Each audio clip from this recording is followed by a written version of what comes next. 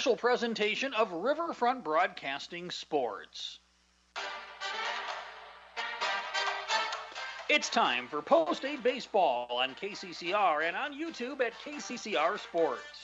Post-8 Baseball is brought to you by Evermore Boutique, Wagner Auto, Oahe Federal Credit Union, Surface Master, and Rising Hope Counseling. We'll take off for a second. Dean, outdoors right field. That one is going to get out for Bennett Dean. 5 runs driven in. Post-8 Baseball is also brought to you by Todd's Electric, Pierre Sports Center, Air Tech, Gales Gas, Avera, Bank West, and B&B Equipment. Zabel on the 3-0, outdoor center field. That's far, that's gone. A 3-run homer for Gray Zabel. And it's a 3-1 lead. Post-8 Baseball is also brought to you by Overhead Door Company, Gateway Ford, Lincoln, and Toyota, Birding Electric, Olson Plumbing, and Agtegra. There's a fly ball out to left field. Going back on it deep is Rue. He's going to turn and watch it sail over for a home run. And Andy Gordon, his first home run of the season, first home run of his career. Post-8 Baseball is also brought to you by All Around Graphics, First Dakota National Bank, Comtech, Shane's Pharmacy, Black Hills Federal Credit Union, Midwest Cooperative, South Dakota Weed and Pest, Nystrom Electric, Dakota Sprinkler, and Lamb Motor. The 2-1 pitch. Stout out towards right field. Did he get enough of it? Is it going to go? And walk off. Grand slam for Garrett Stout. Post-8 Baseball is also brought to you by Kathy's Sunshine Properties, Sioux Nation, Kruger Contracting, Home Care Services, and Fisher Rounds. And now, with the call of today's action, KCCR award-winning sports director, John Winkler. A rematch from just 3 weeks ago, or 3 days ago, as Pierre takes on Renner in a elimination game for Pierre. Renner's into the state championship after winning last night. As we welcome you in, John Winkler alongside Greg Dean, as we have for you a state semifinal matchup. We know Sioux Falls East is into tomorrow. Will Pierre join them tomorrow along with Renner, or will it be a Renner-Sioux Falls East state championship? And for Post-8, Greg, it's as simple as it was Saturday. You have to win to keep moving on. Yeah, and that's the you know, it's very simple right now. Win you keep playing, lose you go home. And right now the Eights are in a pretty good position right now. I think as far as the way that their pitching is set up, and we've talked about this throughout the tournament, we've talked about it throughout the year. This pitching staff is really pretty deep, and so even though they may end up having to play 6 games in 5 days, I think they've got the arms to do it. And if the bats can continue to click at the right times, which is exactly what they did yesterday, scoring 6 runs on just 3 hits, I think they put themselves in a situation where they can potentially not only win tonight, but maybe certainly win a pair tomorrow. As we got into the state tournament, right before the state tournament started, you thought Lincoln Keynoles or Jack Van Camp would go day 1 and day 2, and that's exactly what happened. Then you thought Isaac Pollock would go day 3, and then day 4 you start figuring it out from there. Well, McGuire Askew went day 3, and he had a heck of a game on the mound for Post-8, which leaves now Isaac Pollock here to start game number 4, and that's a huge benefit for Post-8 because you're going with your most consistent guy on day 4 of the tournament trying to get into the championship day. And Isaac Pollock, he will be the Post-8 starter tonight. This will be his 8th start of the year, his 9th appearance. He's thrown 42 innings, so at virtually every outing, he's going deep into the game, and that's exactly what you need at this point in the state tournament. You need to keep as much pressure off of your bullpen, especially right now, because you want to save. If you win tonight, you want to save every arm possible to try to get you into that would be available for tomorrow, because like we said, you're going to play at least one game and hopefully 2 games tomorrow if you win tonight. Before we take our first commercial break, let's talk about Renner. They're 3-0. They beat Pierre in the first round. They beat Sioux Falls East in the second round. Then they beat Post 22 last night, and they're going to go with Manny Struck on the mound because they don't have to win this game. They can go with the guy, they probably go with maybe Hueners tomorrow. They can go with Dahl as well, but they go with the guy that maybe doesn't have as much experience on the mound this year, and Manny Struck, and they're playing with house money right now. If they win, well, they eliminate Pierre, and they get 2 games to win, 1 tomorrow. And if they don't win, well, they didn't burn an arm trying to get to Pierre out of the tournament, and they can use him tomorrow in the winner-take-all game.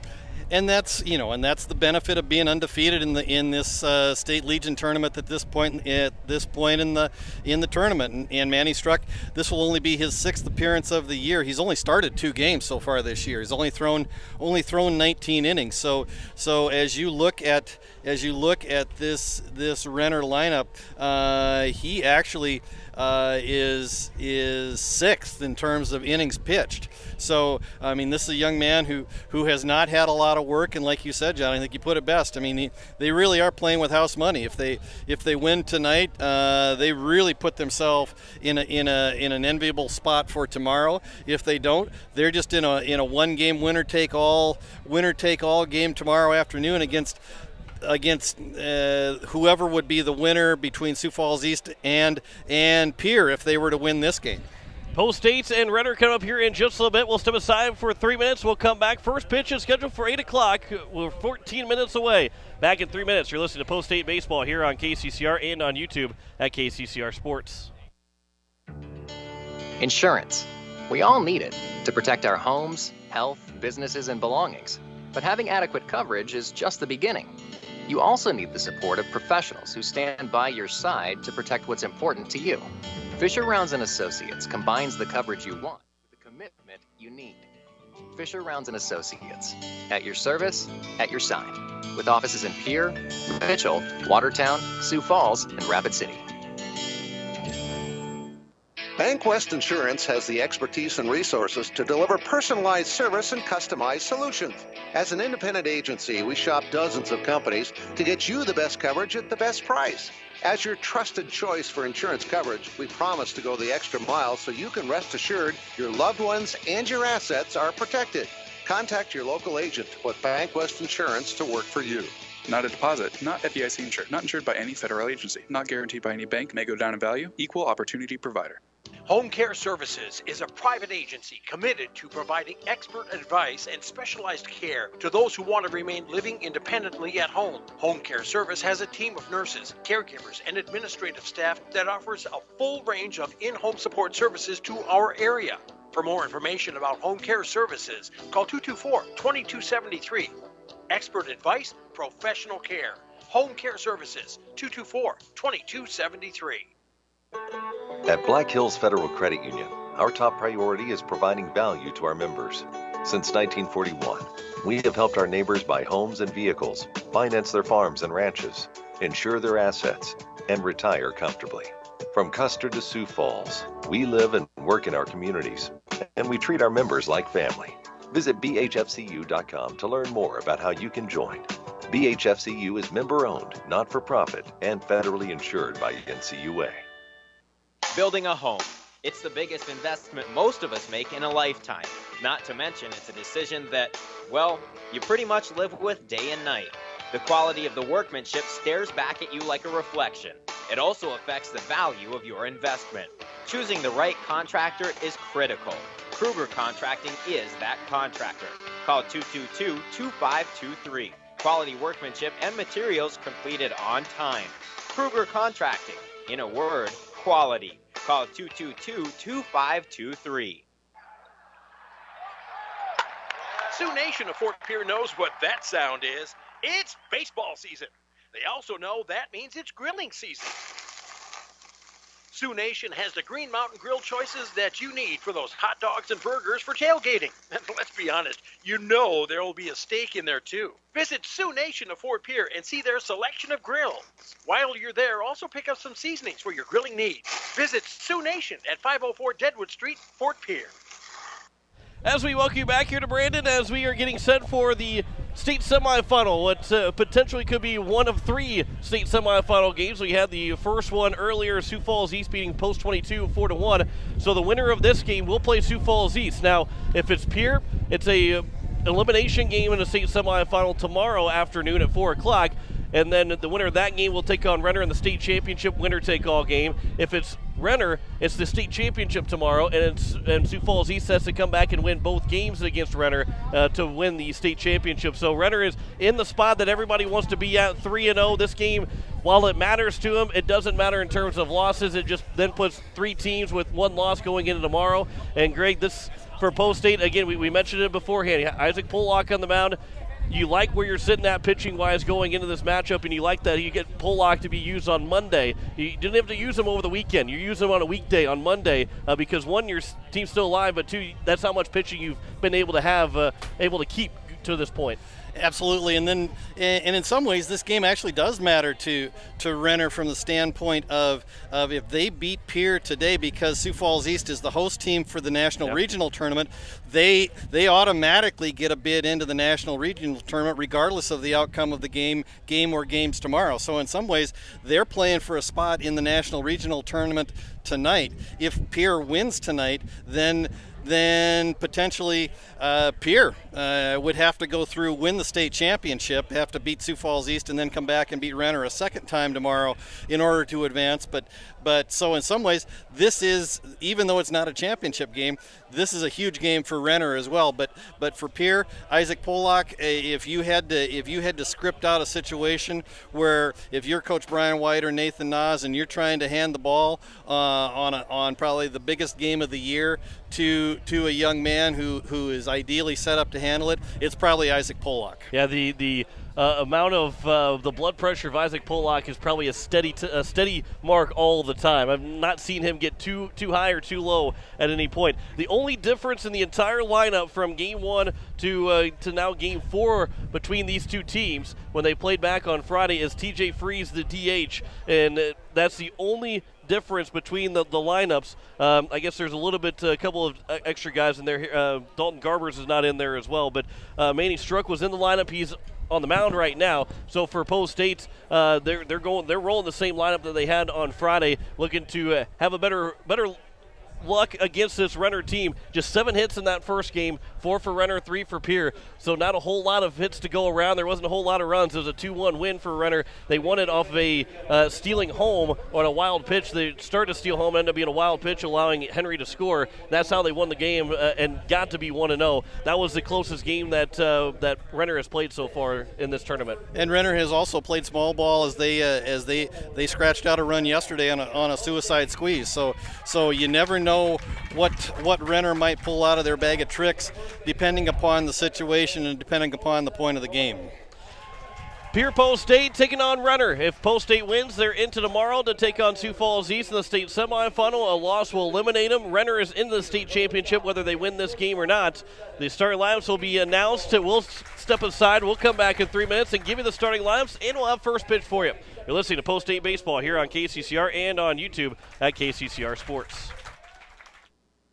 This is the life. Sitting here, sipping lemonade, basking in the warm sun, and admiring the beauty and the solitude of my very own landscaped backyard. You know, I wasn't sure, but I was so glad when I made the call to Andy at Dakota Sprinkler and Landscaping to finally have the work done. Calling Dakota Sprinkler and Landscaping was probably one of the best and the easiest decisions I've ever made. Dakota Sprinkler and Landscaping, 280-4440. That's 280-4440.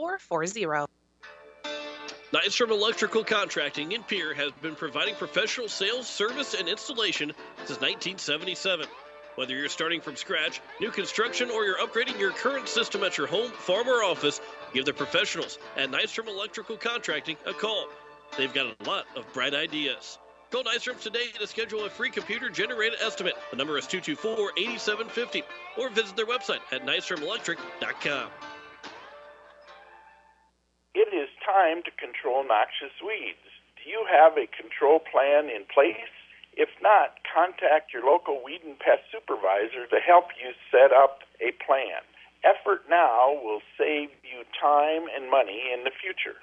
This is Paul Johnson, South Dakota State University Extension Weed Science Coordinator, asking for your support to get this statewide noxious weed problem under control.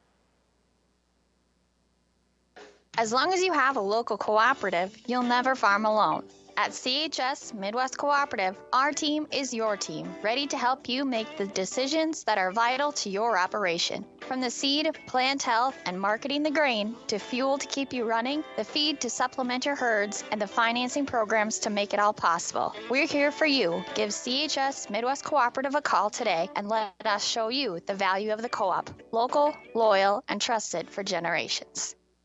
Service Master of Pierre. It's no secret we clean carpets professionally, but not many people know we clean furniture, kitchens, bathrooms, walls, floors, and windows. We also do fire and water restoration, plus construction cleanups. There's nothing we can't clean. Give Service Master a call at 224-9919. Service Master, the clean you expect, the service you deserve. Service Master, 224-9919. At Shane's Pharmacy, your healthcare is important, and Shane wants to be the pharmacist to take care of you. Shane's Pharmacy will make sure your prescriptions are filled in a timely manner, they will answer your questions, and they will even deliver to your home or office.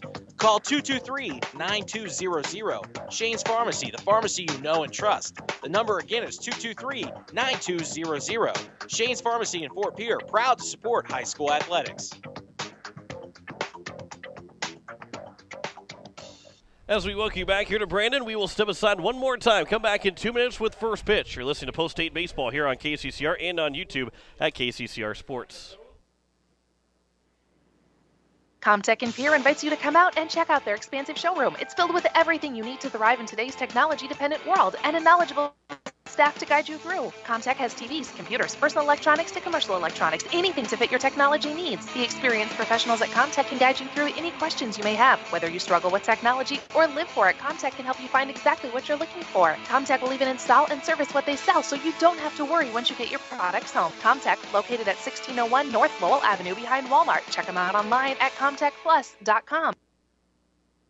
This summer, enjoy an ice-cold, fresh-squeezed lemonade and admire your well-earned farmer's tan before you hurl yourself across your neighbor's slip and slide and join First Dakota to bank some noise for summer sports. Roar at the crack of the bat, whistle for a clutch strikeout, and lose your mind over a walk-off home run. Let them hear you from the cheap seats. Bank some noise with us at First Dakota National Bank. Open a new account online today at firstdakota.com. Member FDIC. Do you need the Pierre Governor apparel for the big game? Or how about Stanley County apparel or Post-State apparel? All-Around Graphics in Pierre is your place to go. Not only can you get your apparel, but they also do screen printing, jerseys, awards, and trophies. And did you know they can print and customize your signs? All-Around Graphics can do it all. Located at 819 North Euclid Avenue, or call 224-4677. All-Around Graphics in Pierre, your one-stop shop. Agtegra in Highmore. We pride ourselves on providing our customers with reliable markets, superior services, and quality products. From corn and soybeans to spring and winter wheat, you can trust Agtegra in Highmore with all your grain handling needs. It's all about helping you achieve the best harvest possible. Call Agtegra of Highmore today at 605-846-1379. That's 605-846-1379. As we welcome you back here to Brandon, we are set for baseball as Renner has taken the field. We are ready to go as Post-State will be the visitors here on the scoreboard in this ball game. As we go through the starting lineup, Lincoln Keenels will lead things off. He's the shortstop. Jaden Wiebe, the second baseman, will bat second. McGuire Rasky, the right fielder, will bat third. Andy Gordon, the third baseman, batting fourth. Cade Hinkle, the catcher, will bat fifth. Bennett Dean, the first baseman, batting sixth. Spencer Lettler, the DH, batting seventh. Jack Merkwan, the left fielder, batting eighth. And Elliott Life, the center fielder, will bat ninth as they will go against Manny Struck, who will be making a start that probably is making it because they are 3-0 on this state tournament. As Struck will be making his third start of the season. He is 2-0, but it has an ERA of .72 and a whip of 1.39. A pitch-to-contact type guy for Renner, and Manny Struck will get the start, and Lincoln Keenels is up to the plate. We are ready for baseball as the first pitch will come in. And it will be taken high for ball one at 7:59 here this evening. You're listening to KCCR Pierre, a Riverfront broadcasting station. John Wickler alongside Greg Dean on this beautiful Monday evening as it counts quickly 2-0 here to Lincoln Keynoles. 84 degrees at first pitch today here at First National Bank Field at Aspen Park here in Brandon, South Dakota. The wind is blowing out of the south at 14 miles an hour. So for the most part, if you look at the flags, the wind is going to be blowing in straight in from left field. Keynoles will go to the right side with it, but he'll hit it right to the right fielder, Arbogast. And the catch is made. That one tailed off to the right side for the catch to be made by Arbogast. Didn't have to move very far to his right. And the leadoff man retired here to open up things here in the top of the first. As it will be Jaden Wiebe to bat second here for Post States. Zach Riddle is out in left. Sam Stuckel in center and Reese Arbogast in right. As the first pitch to Wiebe is taken for strike one. At third base, it is Harry Hueners. Then it is Aspen Dahl at short. Andy Mohan is at second. Austin Henry at first. Behind the plate is Tegan Schlemgen as the 0-1 pitch misses outside. The count's even at a ball and a strike.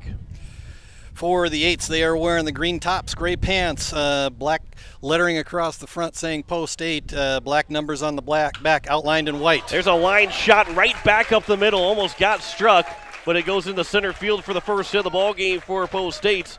And it'll be the second hit of the tournament for Jaden Wiebe. And there's one on and one out for McGuire Raskey, who is having the best tournament of any Post 8 hitter so far, 4 for 9 in the tournament with a double and an RBI. He went 2 for 3 on Friday against Renner, and he's hoping to do the same thing here. He threw really well yesterday, and really well might be an understatement. 12 strikeouts of the Harrisburg hitters for McGuire Raskey. He'll foul the first pitch back that was coming right to Greg Dean if there was no netting, and it's 0-1. Would have just stuck my big old paw out and grabbed that foul ball taken away from you. I might have had to fight you for it. I would have let you have it. We almost had one yesterday, 2 days ago. Yesterday. So, yeah. Didn't know where it was going to be at, but here's the 0-1 pitch now from Struck to Raskey. That one misses upstairs, and the count is even at a ball and a strike. Manny Struck for Renner. Like we said, this is his 6th appearance, his 3rd start on the year, 19 1/3 innings pitched so far. He's given up 15 hits, 9 runs, but just 2 of them earned. 12 walks, 14 strikeouts, .724 ERA. Pitch in the dirt and no chance to throw out Wiebe. Get a huge jump off that pitch in the turf, and he is now on second with a 2-1 count, so an early RBI opportunity for Post 8 and McGuire Raskey, who's looking for his 2nd RBI in this tournament.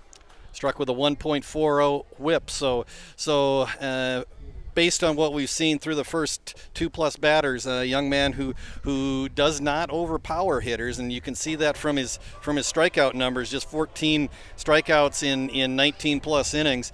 But a young man who's going to be right around the plate, doesn't walk very many. Like I said, the ERA is kind of artificially low. He's given up 9 runs, but only 2 of them have been earned. So going back, you got to look at the fact that maybe his defense kind of was not with him on a couple of starts so far this year. Here's the 2-1 pitch from Struck to Raskey. That one misses high and outside, and the count's now 3-1. On deck is the number 4 hitter, Andy Gordon. 3-1 count, 1 down here in the top of the first inning. Wiebe's on at second. Got a base hit, then advanced on a pitch to the turf that he got a good jump on to get to second base without a throw. Good hitters count here for Raskey. Here's the 3-1 pitch from Struck. That one will be taken at the top of the zone, right of the letters. It is now 3-2.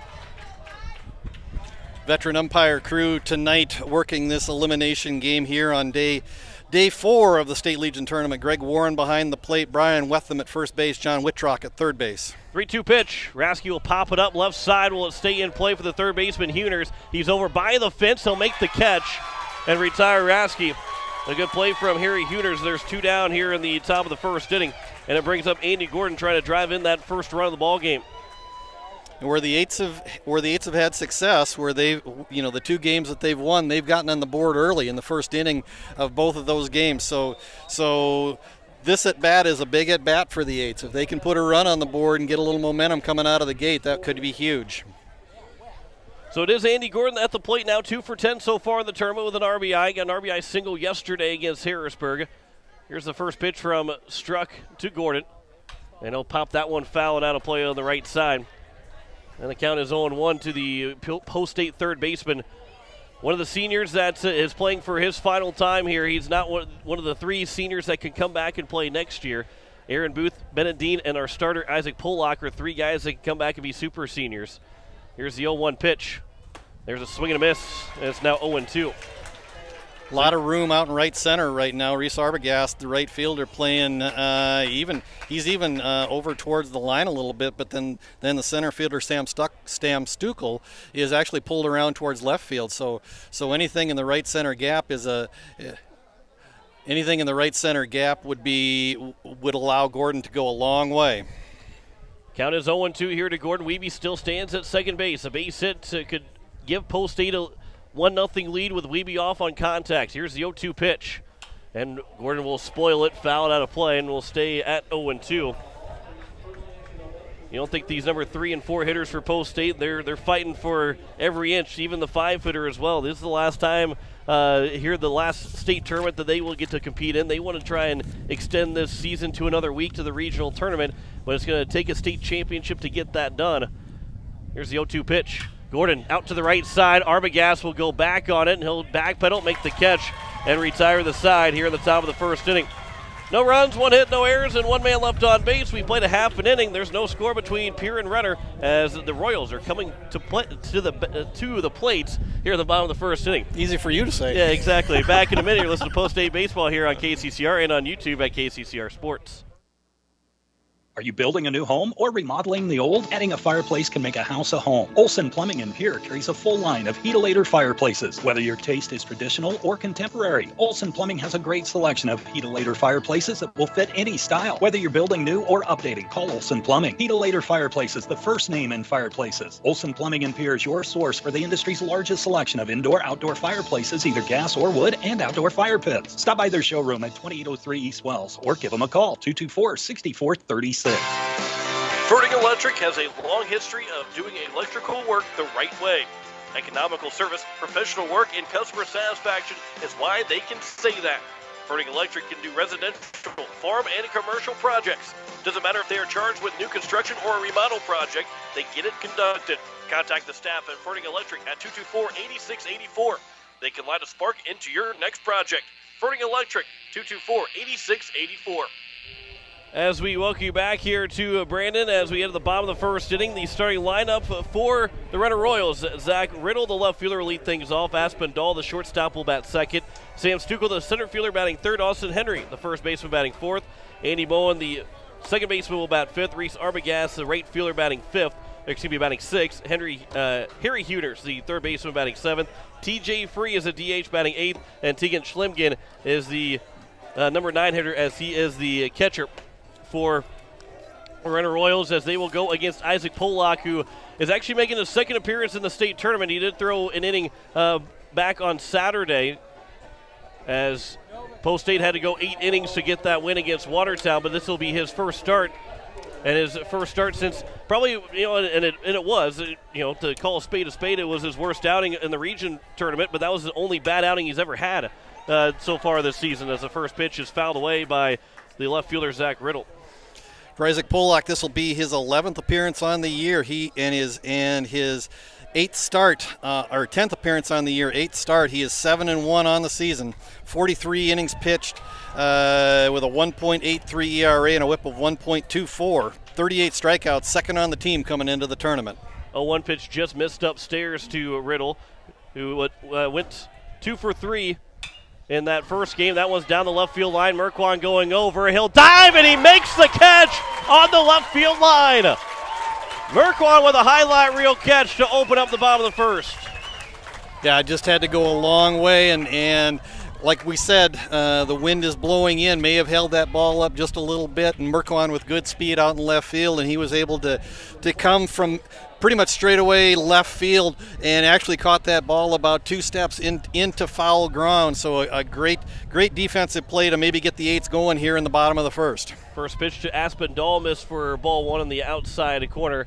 Dahl was very good defensively for Renner in that game against Pierre on the 2-1 win, as he is right now 2 for 10 in the tournament, 3 RBIs. He went 0 for 3 in that game against Pierre. Here's the 1-1 pitch. That one's a line shot. Will it hold up for Elliott Life? He'll come in. He'll make the catch. A little less dramatic on that catch by Elliott Life, who made a good diving play back on Saturday here at the state tournament, but he'll make that catch on his 2 feet, and Sam Stukel now will come to the plate with the first 2 retired on fly balls. Yeah, and Dahl was a big game saver for Renner on Friday. He made a number of plays that if he doesn't make any one of those plays, possibly leads to a bigger inning for the Eights. There's a ground ball to the left side for Keenels at short. The throw to first is in time, and it's a 1-2-3 inning for Isaac Pollock here in the bottom of the first. A quick inning for Isaac Pollock pitch count-wise. We head to the top of the second. No score between Pierre and Renner. You're listening to Post-State Baseball here on KCCR and on YouTube at KCCR Sports. Gateway Ford Lincoln Toyota in Pierre still wants your trade or your spare vehicle, and we're willing to give you top dollar. And we'll throw in an additional 250 Pierre Pride dollars. Sell us your car, and Gateway Ford Lincoln Toyota will give you an additional 250 Pierre Pride dollars. Trade in your vehicle for a new or different one, and Gateway Ford Lincoln Toyota will give you 250 Pierre Pride dollars. Gateway Ford Lincoln Toyota at 518 East Sioux Avenue in Pierre. Call 605-224-7378 and visit gatewayfordtoyota.com. Overhead Door Company of Pierre is a locally owned business specializing in the sale, service, and installation of residential and commercial garage doors. They provide quality, dependable products with constant service and the peace of mind you need. Overhead Door is one of the most recognized and most respected brand in the garage door industry. For installation and repairs, call Overhead Door Company today at 224-6200. That's 224-6200. As we head to the top of the second, no score between Pierre and Renner. John Winkler alongside Greg Dean. As for the Eights, it will be 5, 6, and 7. Cade Hinkle, Bennett Dean, and Spencer Lettler. 3 lefties to open up the top of the second for the Eights as Manny Struck allowed 1 hit in that first inning, but was able to get a couple of flyouts and a pop-out. First pitch to Hinkle is upstairs for ball 1. Hinkle hit a 3-run home run to open up the bottom of the first inning against Watertown. They gave him a 3-0 lead. Of course, the guy on deck, as Hinkle swings and misses, now 1-1, had the other 3-run home run that finished the game against Watertown on a walk-off 3-run shot from Dean. Here's the 1-1 pitch now from Struck to Hinkle. Off speed that is floated in and missed high and outside. It's now 2-1. Yeah, and again, the Eights have gotten off to fast starts in each of the last 2 games, both victories for the Eights. We'll see if they can get something going here in the second inning after being held scoreless, even though they got a runner into scoring position in the top of the first. Counts 2-2 here to Cade Hinkle with nobody out here in the top of the second inning. Here's the 2-2 delivery from Struck, and Hinkle will foul that one back to the netting. We'll do it again here at 2-2. In 3 lefties, all back to back to back to open up this inning. 4 of the next 5 hitters will be lefties. They got 5 in total in the lineup, this Post State. Here's the 2-2 pitch again. That one's fouled back. That one might have clipped the mask of the catcher Schlimgen. And we'll get a little bit of a break as the home plate umpire will make his way out and give the next baseball to Manny Struck. Only if you could add Jack Van Camp somewhere in the lineup and put him somewhere in the out. You'd have to, I guess, for the sake of the lefty, of trying to get the most lefties in, you'd have to take Merkwan out, just because he doesn't play the outfield. But there's your only way you can get 6 lefties in the lineup. It's possible. It is possible. We haven't seen it, but it is possible. We've seen a lot of 5 lefties in the lineup. There's a 2-2 that misses upstairs, and it's now 3-2. And again, Cade Hinkle continues to just grind at bats. That's why he leads the team in walks and has all year. Here's a 3-2 pitch. That one will bounce in, and there's a leadoff walk.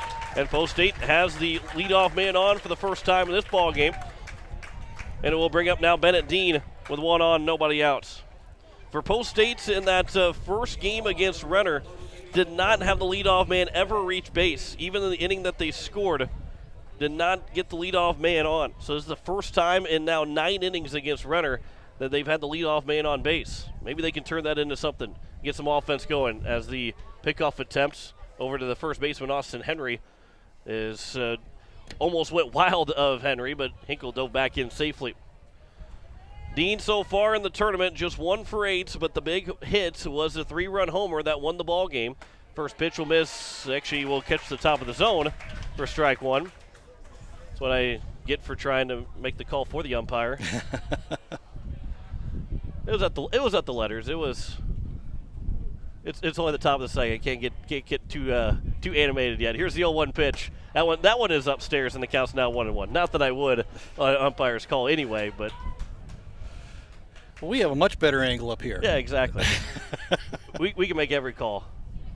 We're going to be right 100% of the time. Here's the 1-1 pitch, and Dean will pop it up left side, long run. Actually gliding over to it is going to be Riddle. He'll make the catch, and there's one down here in the top of the second inning.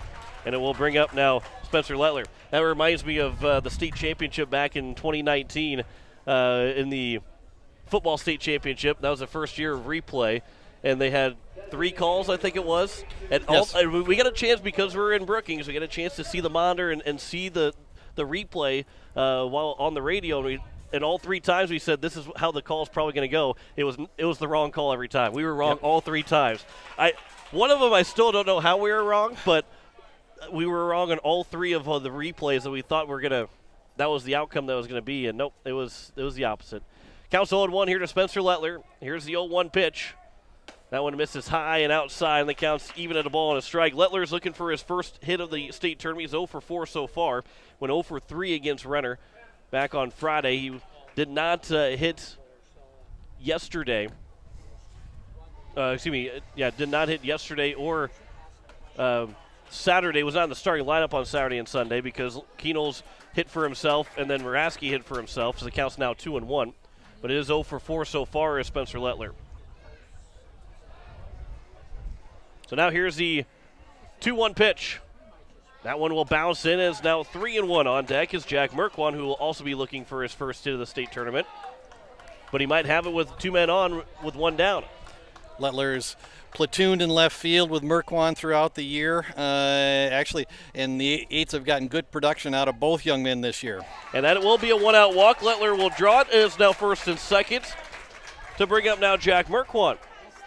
And no better time to get your first hit in the state tournament with a runner in scoring position in a must-win ball game against this Renner team. Again, Renner does not have to win this game to stay alive. They are already into tomorrow, whether they will play the first game or just the second game.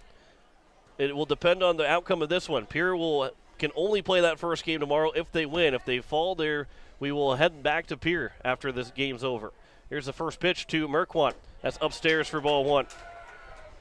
And a time has been called by Schlimgen, and he will make his way out and talk to his starter, Manny Struck.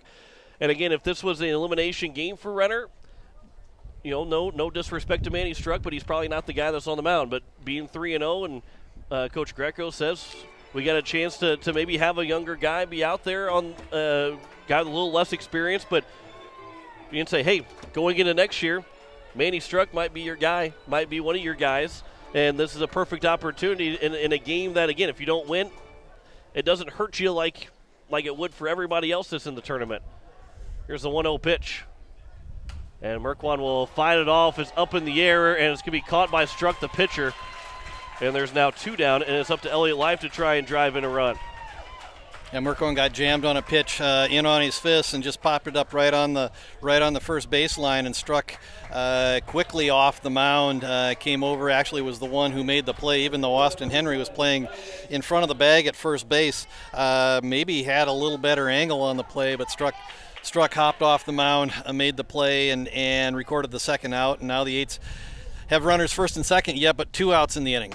First pitch to Elliott Life is upstairs for ball 1. This is the number 9 hitter in the order, so Lincoln Keenels would be on deck.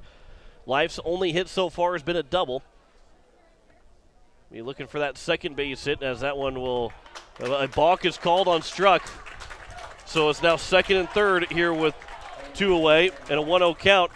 And a base hit could score 2 runs here if Elliott Life can put one into the outfield. The speed of Lettler on second, he's off with contact. He could score the base hit. So Struck now will go for the windup with the runners at second and third. Here's the 1-0 pitch. Life with a base hit into center field. 1 run will come in. Here comes Lettler. He's going to try and score. The throw to the plate is not going to be in time. Up the line. The throw to second to guy and try and get Life. He is out, but a 2 RBI single for Elliott Life has given Post 8 an early lead here in the top of the second. A 2-run single for Life. A 2-0 lead for Post 8 as we head to the bottom of the second. You're listening to Post 8 Baseball here on KCCR and on YouTube at KCCR Sports. Wondering what to do with the pitted and rutted drive? B&B Equipment will get you covered. Wanting to put something down the ground? B&B Equipment will put a hole in your project. Need to even up that property?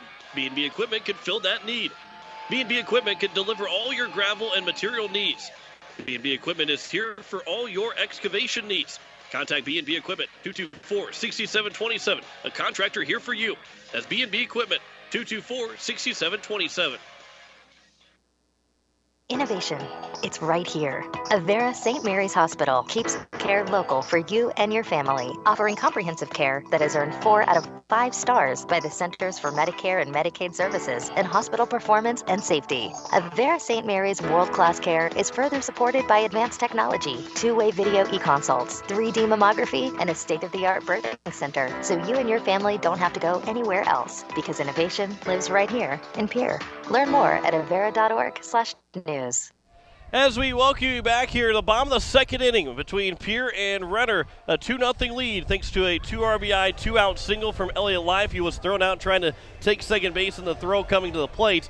But it is a 2-0 lead here for Post State. Their first lead against Renner all season against Renner. They're 0-2 so far. They only played them once in the regular season, but did not take the lead in that game on Friday. So Pollock will work with the lead after throwing just 7 pitches in that first inning, which is a huge first inning to have a 1-2-3 inning, but only throw 7 pitches.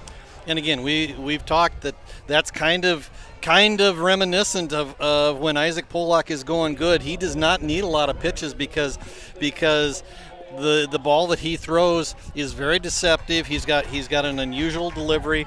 He comes at you from all kinds of different angles, and the ball just moves all over the place. And so if he's going good, he will get a lot of those ground balls that go down in the zone, and that's where he has to live to be effective. He's got to be down in the zone.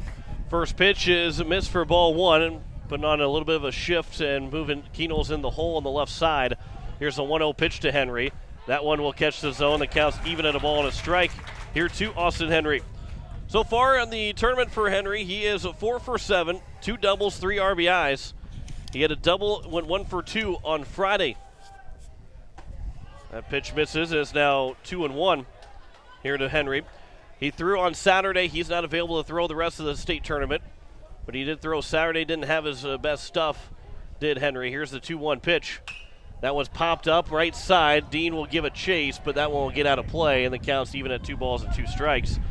But I say he didn't have his best stuff. It's kind of like talking about Isaac Pollock when he didn't have his best stuff. Post State still won the game. Renner still won their game, even though he didn't have his best stuff. Henry, the Wichita State commit, the rising senior, leads the team coming into the state tournament in a number of categories. He's got 29 hits. There's a ground ball foul over the left side. 29 hits, leads the team, 4 home runs, 23 RBIs, both, again, team leaders, 349 on the year with a 1.000 OPS on the year. So not only is he really good on the mound, he's also very good at the plate. Here's a 2-2 pitch again. That's upstairs, and the count's full here to Henry, 3-2. It's Henry, Mohan, and then Reese Arbogast. Anybody reaches base, Harry Hueners would be to the plate. Arbogast has a home run so far on the tournament. Here's a 3-2 pitch. That one's fouled back, and we'll do it again here at 3-2. But the way the wind is, just like it kind of was yesterday, you can probably hear it a little bit in the microphones because the wind is blowing in, which makes it right on cue. You can probably hear it right now. That was as good of a wind time as possible. But that makes it harder for these hitters to try and hit a home run. That one's popped up. Will it stay in play? Hinkle will give it a chase. It's going to just barely get out and land in the stands. And it will remain a full count at 3-2. It's a ball that maybe the wind helped push maybe just a little bit over across the netting into the bleachers on the third base side. A couple of Pierre faithful bailing out of that, not really sure how to if they were going to be able to make the grab, but just making sure they weren't going to be in the way at all. But the count remains still full at 3-2. We've seen more pitches in this at-bat between Henry and Pollock than Pollock threw in the entire first inning. Here's the 3-2 again to Henry. Swing and a miss. Hinkle made the catch, so there's a strikeout of Henry, and the leadoff man is retired to open up the bottom of the second, and it brings up Andy Mohan. Yeah, nice pitch from Pollock, and again, down in the zone, got Henry out in front, got him to chase something down and away, and again, what we're seeing out of Isaac Pollock so far is exactly what he needs to do to be effective and give Post State a start that will allow him to go deep into this game. So now here's Andy Mohan, the second baseman, with nobody on, one down. First pitch swinging, that's a line shot that's going to land in front of live for a one-out single on the first base runner, first hit of the ball game for the Renner Royals. And there's one on, one out for Reese Arbogast, the right fielder, who is, again, 2 for 7 so far in the tournament. Did not hit on Friday in his start against Pierre. Ended up picking up a win, complete game win, 2-1 over Post State. But we'll hit here. He's 2 for 7 with a home run so far in the tournament. Pollock will come set from the stretch. Here's the first pitch. That one's right down the middle for strike one. Mohan with a big lead over at first base. We'll see if they either put him in motion or maybe try to potentially hit and run with Arbogast. Arbogast does not strike out much, just 8 strikeouts and 85 plate appearances this year. 0-1 pitch. That one will be taken high and a little bit outside. The count's even at 1 ball and 1 strike. Arbogast is a lefty, throwing lefty, but it hits right-handed. That is as rare as it gets in baseball. The statistic about like 2% of baseball players throw left and bat right, as there's a pitch that catches the top of the zone to the chagrin of Arbogast, and the count's now 1-2. 1-2, a good pitch to run on if you're Renner. We'll see if Mohan goes in motion right now. He's got a big lead at first base. I can say I'm part of that 2%. Throw left and bat right. Are you really? I am. Here's the 1-2 pitch. Or I should say I was. I am not anymore. As it counts now 2-2, because slow pitch softball doesn't count. Counts even at 2 balls and 2 strikes. Arbogast, a much more successful left-handed pitcher and a much more successful right-handed hitter than I ever was. Here's the 2-2 from Pollock to Arbogast. That one's flown out towards right field. McGuire-Raskey is there to make the catch. And there's 2 down. Although I can say I did that quite a bit. Fly out for an out. Then there's 2 down. They'll bring up Harry Hueners. You know, I just have you pictured as this legend of Southeast Missouri in my mind. So don't go skewing it with all the facts now. Well, here, if it makes you no, never mind. Harry Hueners, the third baseman, will come to the plate. He's 1 for 6 right now in this tournament. First pitch to him, there's a swing and a miss, and it's 0-1. I am kind of surprised that, in that last at-bat, especially that Mohan didn't get the steal sign, but I'm surprised he has not taken off yet since he's been on first base. It counts 0-1 here with 2 away in the bottom of the second. Here's the 0-1 pitch from Pollock. That one will miss outside, and it's now 1-1. Maybe credit Pollock from he's changing up how long he waits. He's not. You don't see the same consistent of maybe 1 Mississippi and then take off, or 1 Mississippi, 2 Mississippi take off. He's done a good job of going quickly or not going very fast. So the count's now 2-1 here to Hueners. And it might be a respect for Cade Hinkle behind the plate too. I mean, Hinkle has thrown out several runners already in this state tournament, and Renner likely has done some scouting, and they know the strength of Cade Hinkle's arm. Here's a 2-1 pitch. That one's popped up right side. McGuire-Raskey to his left, down the line. He will make the catch and retire at the side here in the bottom of the second. No runs, 1 hit, no errors, and 1 man left on base. After 2 innings, Pierre has a 2-0 lead. You're listening to Post State Baseball here on KCCR and on YouTube at KCCR Sports. Innovation. It's right here. Avera St. Mary's Hospital keeps care local for you and your family, offering comprehensive care that has earned 4 out of 5 stars by the Centers for Medicare and Medicaid Services in hospital performance and safety. Avera St. Mary's world-class care is further supported by advanced technology, 2-way video e-consults, 3D mammography, and a state-of-the-art birthing center, so you and your family don't have to go anywhere else, because innovation lives right here in Pierre. Learn more at avera.org/news. Your home and business are important to you, and you need quality furnace and air conditioning products and service. With a combined 50-plus years of experience, AirTech Heating and Cooling provides you with just that service. Call 945-0160 for sales, service, and installation of furnaces, air conditioning, and heat pumps. AirTech Heating and Cooling features the American Standard products. Sales, installation, and service. You want the best, and that's what you'll find at AirTech Heating and Cooling in Pierre. Top of the third inning, it is a 2-0 lead for Post State, and they have the top of the lineup to try and extend this 2-0 lead. Lincoln Keenels, Jaden Wiebe, and McGuire-Raskey to lead things off here for Post State. 2 runs on 2 hits so far for the Eights. They've left 1 man on base, no runs, 1 hit, and 1 man left on base so far for Renner as we play here in the top of the 3rd. John Wickler alongside Greg Dean. Turned into a beautiful Monday evening here here in Brandon at Aspen Park, and potentially maybe a beautiful afternoon tomorrow for baseball. If Post State wins, they play at 4 o'clock against Sioux Falls East as the first pitch is taken for strike 1 to Keenels, who flew out to the right fielder in his first at-bat. They would play Sioux Falls East at 4 o'clock if Post State does win. There's a big swing and a miss by Keenels, and the count's now 0-2. And if Post State is able to win that game, then they come back and play Renner a 3rd time in the tournament at 6:30 or 30 minutes after the game is over, and play in the state championship game in a winner-take-all matchup. That's the case if KCCR has the rest of the games of the tournament.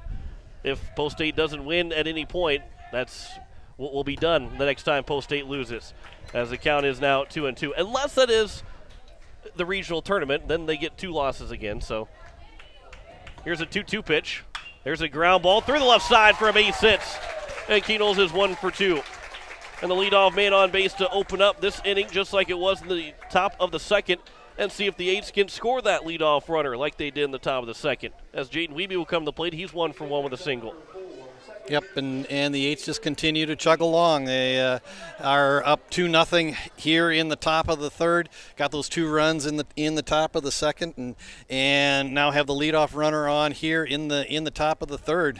Let's see if the Eights can continue to manufacture some runs, push this lead out a little bit. Before the first pitch, checked over at first base with Keenels. First pitch to Wiebe will come in the inside edge and be taken for strike 1. Wiebe's 1 for 1, 2 for 10 the tournament. Both hits have been singles. He went 1 for 3 on Friday against Renner. Here's the 0-1 pitch. That one will miss low, and it counts even at a ball and a strike. Boy, Friday feels like it was a long time ago when these two teams met in Game 3 of the state tournament. Was this Game 13 of the state tournament now? Game 14 tomorrow. Game 15 would be the if necessary game. Here's the 1-1 pitch to Wiebe. Renner takes off. Ground ball right to the second baseman off the glove. Keenels will not go for 3rd. Coach White was hoping that Keenels would take off for 3rd. The speed of Keenels might have been able to get there, but with nobody out, that's probably the safe move for Lincoln Keenels to stay at second base, especially because he slid into 2nd. And there's a runner on 1st and 2nd after the error will be charged to the second baseman, Mohan.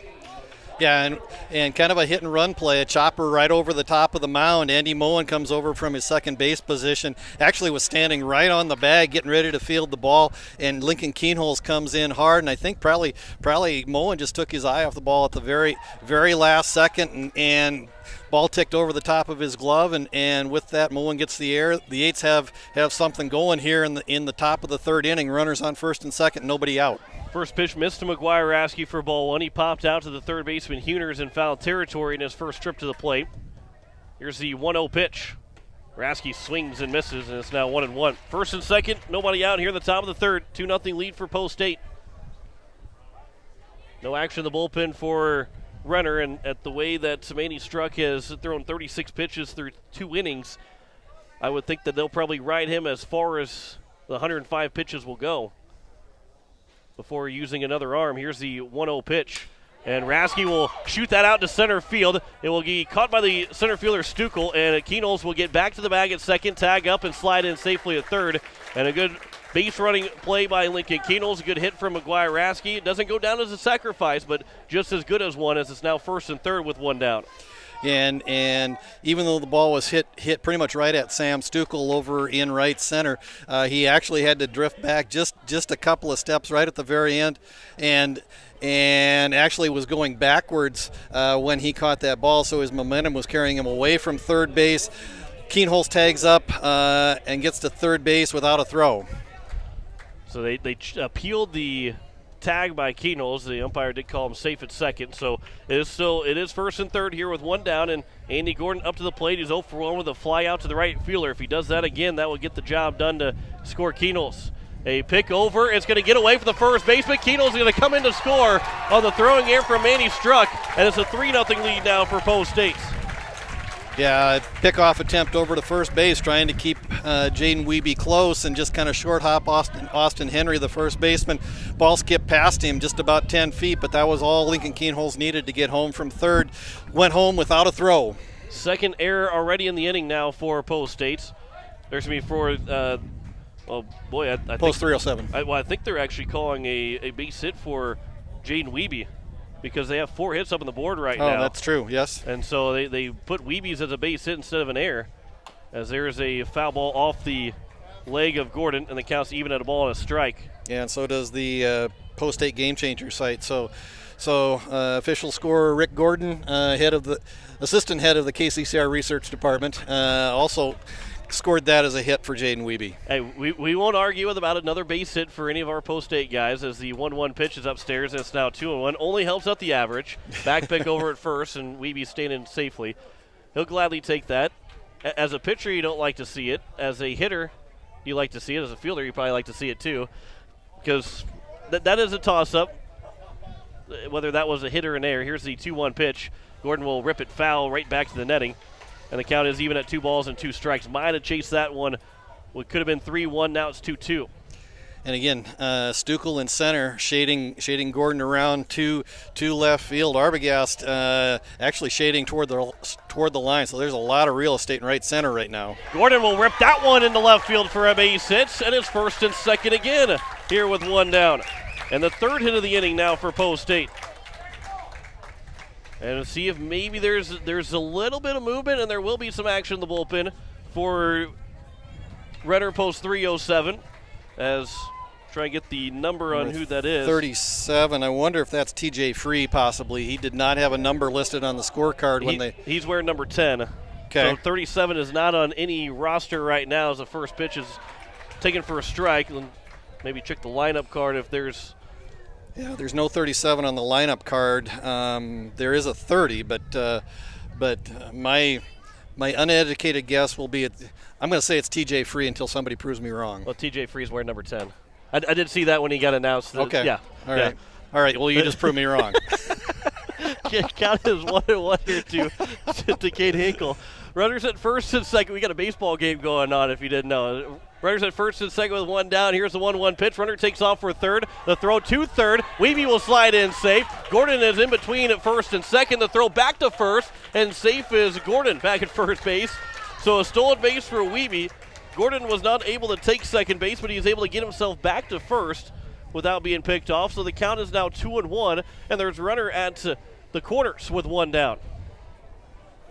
Yeah, and Post State's a team that does not steal a lot of bases on straight-out steals, and so to get Wiebe to go from second to third is kind of a big statement. Hinkle out to right field. That one is back, and that one is off the bottom of the wall. Gordon will round second. He's on his way to third. Hinkle's going to stop at first with a single. It's an RBI single. He had his hand up thinking it was going to be gone, but it just at the bottom of the fence. And it's now a 4-0 lead for Post State, nearly a 6-0 lead, but it is just a 4-0 lead here for the Eights.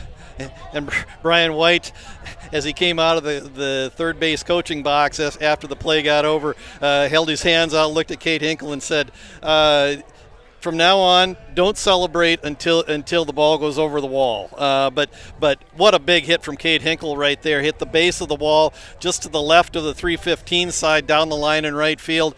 Eights get another run out of it. Andy Gordon standing on third base. A very, very long single for Kate Hinkle standing on first base, and we've got a mound visit for Post 307. That was a 315-foot single for Kate Hinkle. Hit the bottom of the wall near the corner. So it was as a 315 single as it can get. And Manny Struck will have to retuck his jersey in, but the mound visit also probably was buying a little bit of time for the unknown player out in right field, number 37, whoever that might be. If he comes in the ball game, we'll have to listen for Tyler Merriam to give us the information on who that is that is warming up right now out in right field. But it is Benedine to now hit with runners at the corners with 1 down here in the top of the third inning. Hinkle leads away from first. It is Gordon over at third. First pitch to Dean. That one misses outside for ball 1. Boy, Hinkle just missed that home run, too. I mean, hit the bottom of if the wind dies down for just an extra second, that probably gets out. Maybe just barely out, but it would have got out. for a home run. Instead, it's a 4-0 lead here for Post State. 1-0 pitch is well outside, and the count's now 2-0. Eights don't want to get complacent here with a 4-0 lead. You got a runner at third, another runner at first, but there's only one down the inning. You got to put up a more than just a 2 spot here in the top of the third inning. 2-0 pitch. That one will catch the top of the zone at the letters, and it's now 2-1. Stuckel pulled around into right center for the left-hander, Dean. Arbogast, again, just really hasn't moved on either a left-hander or a right-hander out in right field. 2-1 pitch, and Dean will sky that one foul out of play, and the count is even at 2 balls and 2 strikes. Here with one down in the top of the third inning. The Eights, again, need to win to stay live in the state tournament. That will be the final 3 teams will play all tomorrow, starting at 4 o'clock. Here's the 2-2 pitch. That one will miss slow, and it's now, no, it was called strike 3. And Dean will go down looking, and there's now 2 down. Very late call from Greg Warren, the home plate umpire, but was called a strike, so now we've got 2 down, runners still at the corners. Spencer Lettler coming to the plate. We'll see if the Eights can somehow keep this inning going. As here is now Spencer Lettler, who drew a walk, came around to score back in the top of the second inning. Pops the first pitch up. It will be in play for the catcher Schlimgen to make the catch right near the wall, and that will retire the side here in the top of the third inning. So they didn't get more than 2 runs, but he did still get 2 runs in the inning. 2 runs on 4 hits. There was 1 runner error and 2 men left on base. We head to the bottom of the third inning. It is a 4-0 lead for Post State over Renner. You're listening to Post State Baseball here on KCCR and on YouTube at KCCR Sports.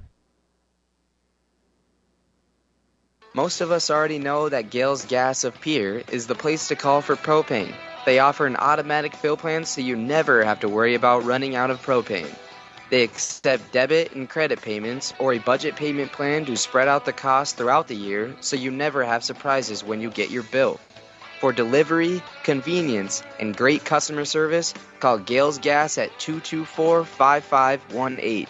That's Gales Gas at 224-5518. No one likes to have electrical problems, but when they happen, call Todd's Electric at 223-2518. With over 28 years of experience, Todd's Electric can handle any type of electrical problem, whether it's residential, commercial, or agricultural. Their knowledgeable staff knows and understands the importance of your home, business, or ag facility and are prepared to help. Call Todd's Electric at 223-2518. That's 223-2518. Todd's Electric, serving the Pierre and Fort Pierre areas. The line to power. As we head to the bottom of the third inning, it is a 4-0 lead here for the Eights. John Winkler alongside Greg Dean, as it'll be 8-9-1. TJ Free, Tegan Schlimgen, and then Zach Riddle to be the first 3 hitters for this Renner team as they are down 4-0. And what you're hoping to have happen for Post State, to be able to start out, near the midway point of the ball game, they've gotten 4 runs on 6 hits. That's the Post State team you want to see, being able to put up multiple runs in each of the first 3 innings to get this 4-0 advantage. And that's what's been successful for them over the span of the last 2 weeks. I mean, they have just continued to string good at bats together, and the other thing that has been a success for them is when they've gotten good pitching, the defense is held up behind them and vice versa. And so right now they're working on that same formula tonight here against Renner Post 307. Count is 1-1 here to TJ Free. That was pitch number 28 for Isaac Pollock through 2 innings so far, through 19 in inning number 2 after throwing 7 in that first inning. The 1-1 pitch, that one went upstairs, and it's now 2-1. Don't you like my math? How good I was with that math. I'm impressed. You didn't take your shoes off. I didn't see you use your fingers at all. That's because I was turned away from you during the commercial break. Here's a 2-1 pitch. That one's fouled back to the netting, and the count is now even at 2 balls and 2 strikes. Free's got to be a little careful. That front foot came all the way. Actually, his toes were actually touching the plate when he made contact with that ball. So now here's the 2-2 pitch from Pollock to Free. And there's a line shot that'll be foul. Yeah, you're right. That front foot, you like to drive towards the baseball. Well, he's driving to the plate with that front foot. That's as close to stepping on the plate as you can. Look like a little slow pitch softball when you're trying to go the other way with it. Here's a 2-2 pitch. That one's popped up on the right side. Dean will give a chase. He's going to be near the fence and makes the catch up against the fence for the first down in the bottom of the third. The second highlight reel catch for Post State in this ball game, and there's one down. Yeah, just kind of a lazy pop fly down the right field foul line, and the ball drifted over towards the fence, and Bennett Dean watching the ball, watching the fence. The ball and the fence kind of came together. He just kind of stuck his glove out at the last second, able to snare the ball and record the first out of the third inning for the Eights. First pitch is missed to Tegan Schlimgen, who is 1 for 4 so far in the tournament with an RBI, as the count's now 2-0. Schlimgen went 0 for 2 with 2 strikeouts on Friday against Jack Van Camp. And he's up in the count now against Isaac Pollock, 2-0. Here's a 2-0 pitch. That one will also miss the zone, and the count is now 3-0. On deck is the top of the order, Zach Riddle. Although Post State's got a 4-0 lead, which, for some maybe feel a little bit comfortable. This Renner team, that especially when you get this late in the tournament, no lead has to feel comfortable for you. As the 3-0 is over and it's now 3-1 until the final out's made, then you can feel comfortable at the lead that you have. Or I guess if you have about a 15-run lead, that might make you feel a little comfortable. But you can't be comfortable with just a 4-0 advantage on Renner. Here's a 3-1 pitch. That one will miss for ball 4. That one just missed a little low and outside, and it's now a runner on first with one down. Renner, a team that averages just a shade over 7 runs a game. So on average, right now with the Eights putting 4 runs on the board, they're halfway to getting past what you would see out of an average offensive output for Renner during the year. Here's the first pitch to Zach Riddle. That one misses outside for ball 1. And Pollock trying to find the strike zone right now here after getting that first down on a foul pop-up. Riddle flew out to the left fielder Merkwan, who made a diving play in the first out of the ball game. In the bottom of the first, that one's popped foul and out of play on the left side. And it will be $1 for someone when the race is won. Trucking over a little kid, too. He's a much bigger kid winning that one. But the best was yesterday, I believe it was yesterday, that a couple kids took off for a foul ball. And for the crowd from where they sit at in the grandstand here, as the 1-1 will catch the zone, it's now 1-2. You saw two little boys take off for the ball. They're probably 8, 9 years old, and then about a 2-year-old little girl just come waddling out and picking up the foul ball. And the rouse of the crowd and the standing ovation that she got was absolutely hilarious, and probably the best foul ball that you could have hit in the state tournament as that one's fouled away out of play, and count remains at 1-2 to Zach Riddle. Yeah, if you got a little energy and you're a young person at a buck of ball, I mean you can make a nice living out at a tournament like this if you're willing to spend a few hours out in the sun. Counts now 2-2. I'd be all over foul balls trying to run after it. Kind of want to right now, but guess I got other duties to do. Counts 2-2 here to Zach Riddle. Runner on first, that's Schlimgen.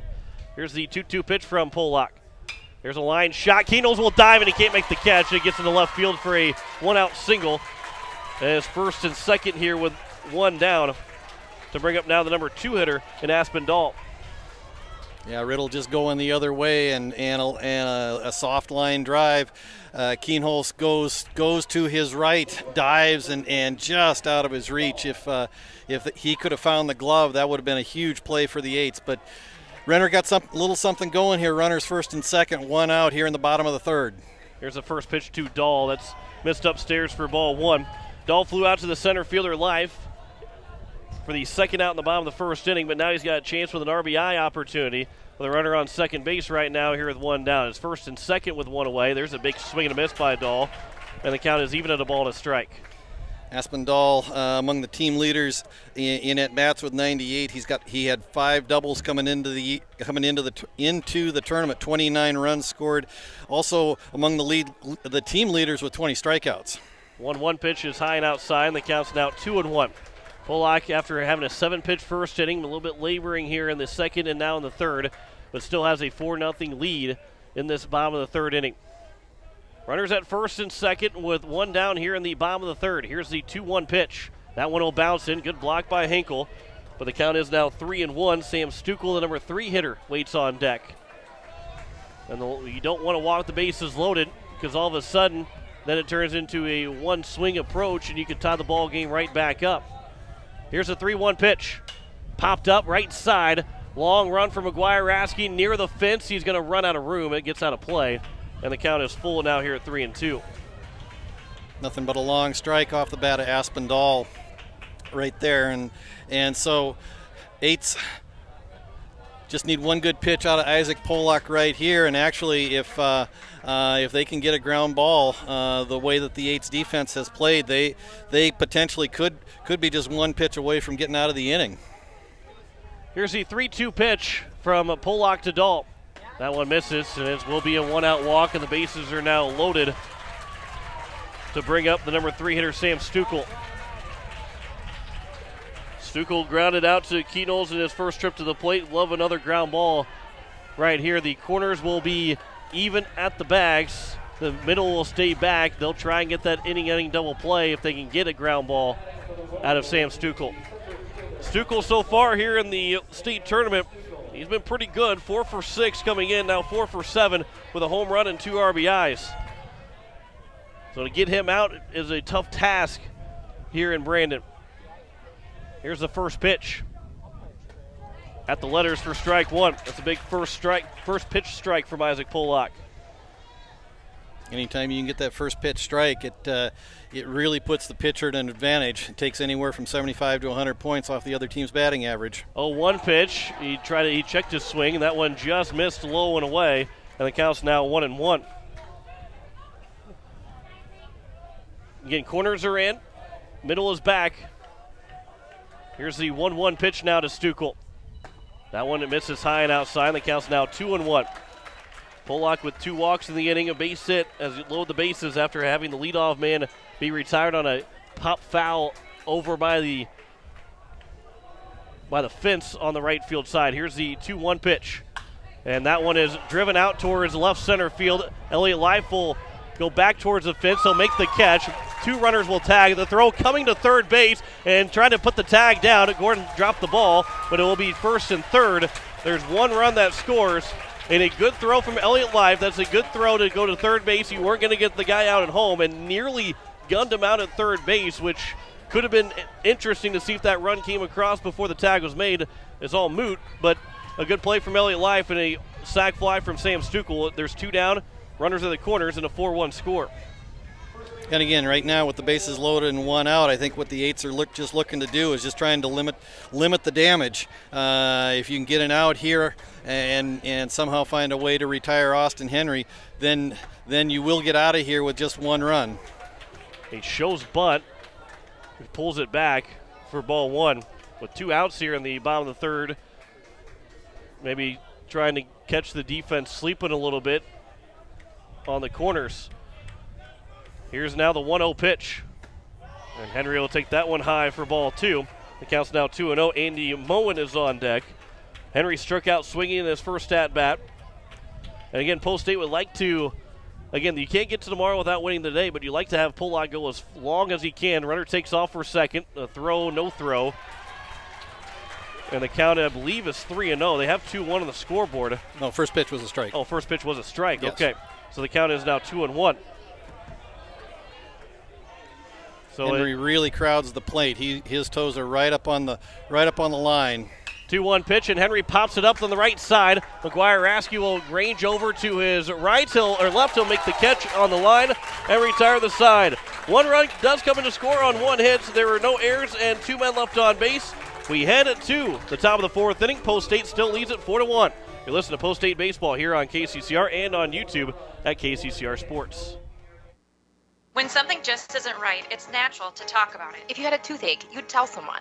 If you found out you had diabetes, you'd learn to take care of it. But when you're feeling stressed, sad, or worried, you're less likely to tell someone. Why do we treat physical and mental health so differently? There is no difference. We all need someone to talk to, and there's nothing shameful about wanting to be healthy for you. When you just need someone to talk to, contact Rising Hope Counseling at 494-1500 or risinghope605.com. Rising Hope Counseling, offering hope, healing, and change. Rising Hope Counseling, because if you have hope, you have everything. At Oahe Federal Credit Union, their Recreation Loan Special is back and better than ever with rates as low as 2.55% APR. 90 days, no payments, and terms up to 15 years. Apply online at www.oahefcu.coop or pick up an application at 221 East Pleasant Drive in Pierre. Some exclusions may apply. See the website for more details. People helping people. Oahe Federal Credit Union. We do have a new pitcher on the mound. We are waiting to see and hear who it is. We can see him on the mound right now, but it is number 37, whoever that might be. We're waiting for Tyler Merriam, the voice of the South Dakota Jackrabbits, which you can hear on KCCR this fall with the football team. We're trying to figure out who it is that is on the mound for the Renner Royals. He is wearing number 37, but there was no 37 on their stat sheet and on their lineup card as well. And so we might actually be having someone ask the home plate umpire right now who it is. Because they don't know who it is up there. And so now we have a little bit of delay because the home plate umpire has got to figure out the guy's name to tell who it is. Which really, the roster's locked. He should be on the roster somewhere, but but they could be wearing different numbers. That's the thing. They might be wearing different numbers than what they have. I'm wondering if it's Ethan Fredrickson. That could be it. But it is going to be Jack Merkwan, Elliott Life, and then back to the top of the order for Lincoln Keenels. So as Merkwan will dig in, again, we'll wait to make sure we know who it is before we tell you exactly who is pitching. The first pitch is over for strike one. So it is Ethan Fredrickson that is the new pitcher here for the Renner Royals. Fredrickson will deliver the 0-1 pitch that will bounce in front of the plate, actually bounce off the top of the plate. Goes to the backstop, and the count's now even at a ball and a strike. We'll close the book on Manny Struck for Renner for the night. 3 innings pitched, 6 hits allowed, 4 runs. All of them earned 2 walks, 1 strikeout. 62 pitches thrown, 35 of them for strikes. So Struck is unavailable to pitch tomorrow for Renner, regardless of whether they play 1 game or 2 on Tuesday. Count is 2-1 to Jack Merkwan. That came in upstairs, nearly got him. Here's a 2-1 pitch. And Merkwan will pop it up foul and will get out of play. And the count's now even at 2 balls and 2 strikes. Merkwan popped it up on the jam shot on the right side, and Manny Struck, the pitcher at the time, made the catch. That 1-1 pitch that was upstairs, I think there was a lot of people from both the Pierre dugout and also the Pierre fans telling Merkwan to wear it, but it's much easier said than done. As Merkwan will sky this out towards left center field. It'll be the left fielder calling for it, and Riddle will make the catch. And there's one down here in the top of the 4th to bring up now Elliott Life. Yeah, ball that Sam Stuckel, the center fielder, looked like he was camped under, and that's kind of the unwritten rule of baseball, is that any ball the center fielder calls, it's his ball, but Riddle comes in at the last second, says, no, this one's mine, and makes the catch to retire Merkwan for the first out. So now here's Elliott Life. The first pitch to him will bounce in for ball 1. He had the 2 RBI single. He ended up getting thrown out at second, trying to advance on the throw to end the inning back in the top of the second, but he got the 8s on the board first in that top of the second with a 2-run single. Here's the 1-0 pitch. That one will also miss low, and it counts now 2-0. And again, if Post 8 wins here today, we'll be on the air at 3:40 tomorrow afternoon, and we know that they will play Sioux Falls East at 4 o'clock for first pitch. 2-0 over for a strike, and it's now 2-1.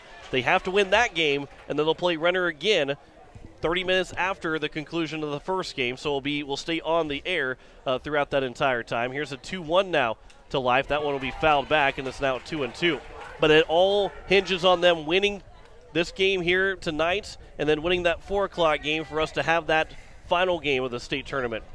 And it would be for the state championship tomorrow evening. Here's the 2-2 pitch. That one will bounce in. The count's now 3-2. That one got underneath the mask of Tegan Schlimgen, who, again, doesn't wear the hockey-style mask. He wears the old-school mask with the helmet that you see the base coaches wear. He took that one right in the Adam's apple. I mean, he slid to his right. That ball kind of spiked just to the right of home plate and came up and got right underneath the mask, and you immediately saw him go to the ground and immediately grab his throat. But he is He walks about a third of the way down the first base line. The Renner coach comes out and checks on him. He has a few words, able to gather himself, and he's back behind the plate. So no harm, no foul. Actually, it wasn't a foul. It was just a ball. Sorry. The count is full at 3-2. Greg Dean, ladies and gentlemen. Bum.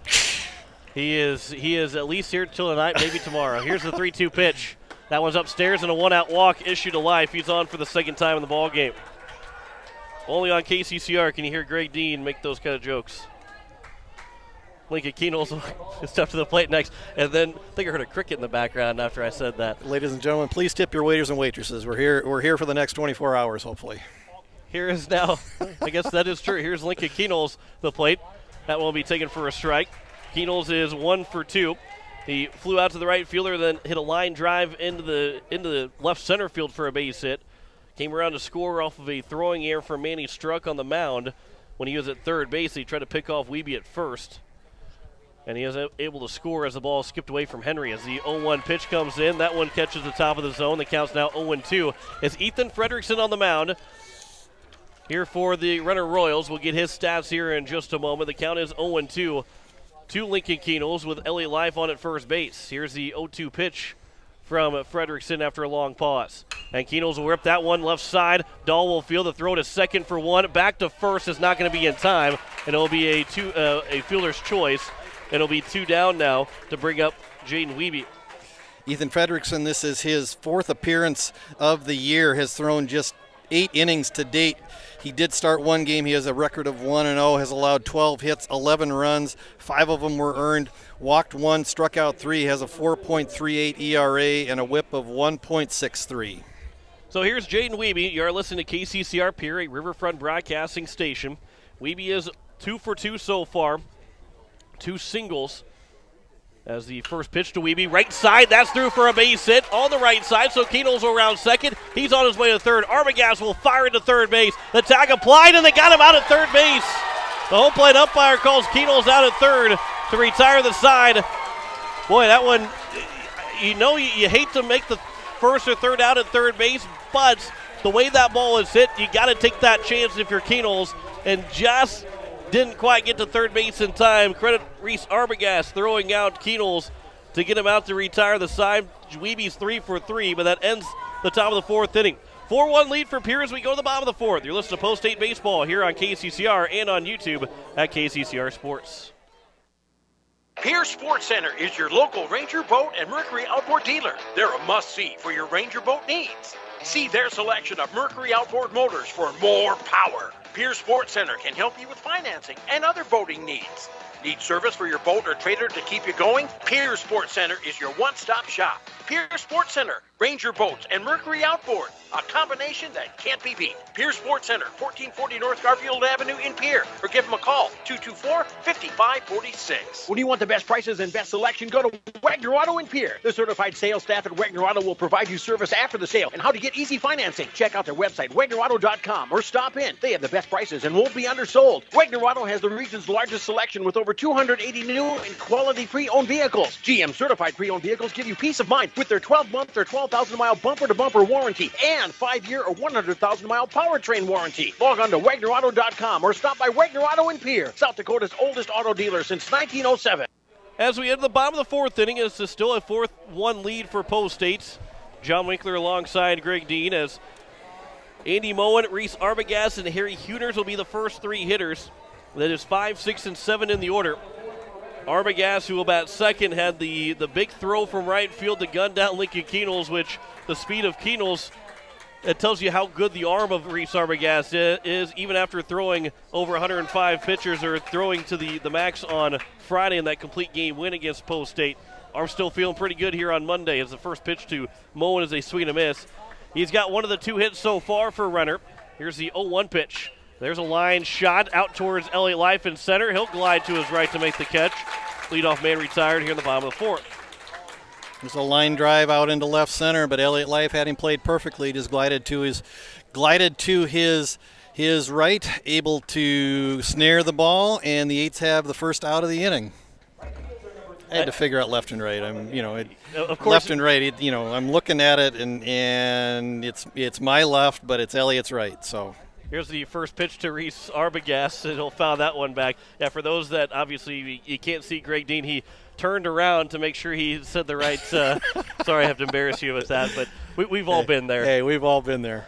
But yeah, he turned around to make sure he said the direction. He was correct with the direction, as the 0-1 is upstairs, and it's now 1-1. Again, it's past the 9 o'clock hour here on this Monday evening. Post State would play tomorrow if they win at 4 o'clock against Sioux Falls East, and then if they win that one, to play Renner again in the state championship. There's a swing and a miss, and it's now 1-2. Renner knows they're in the state championship. East knows they're at least into Tuesday. Pierre's the only team that is hanging up whether we're going to have two games to win, one for Renner in the state championship or a semifinal winner-take-all game. That one pitch is upstairs and is now 2-2.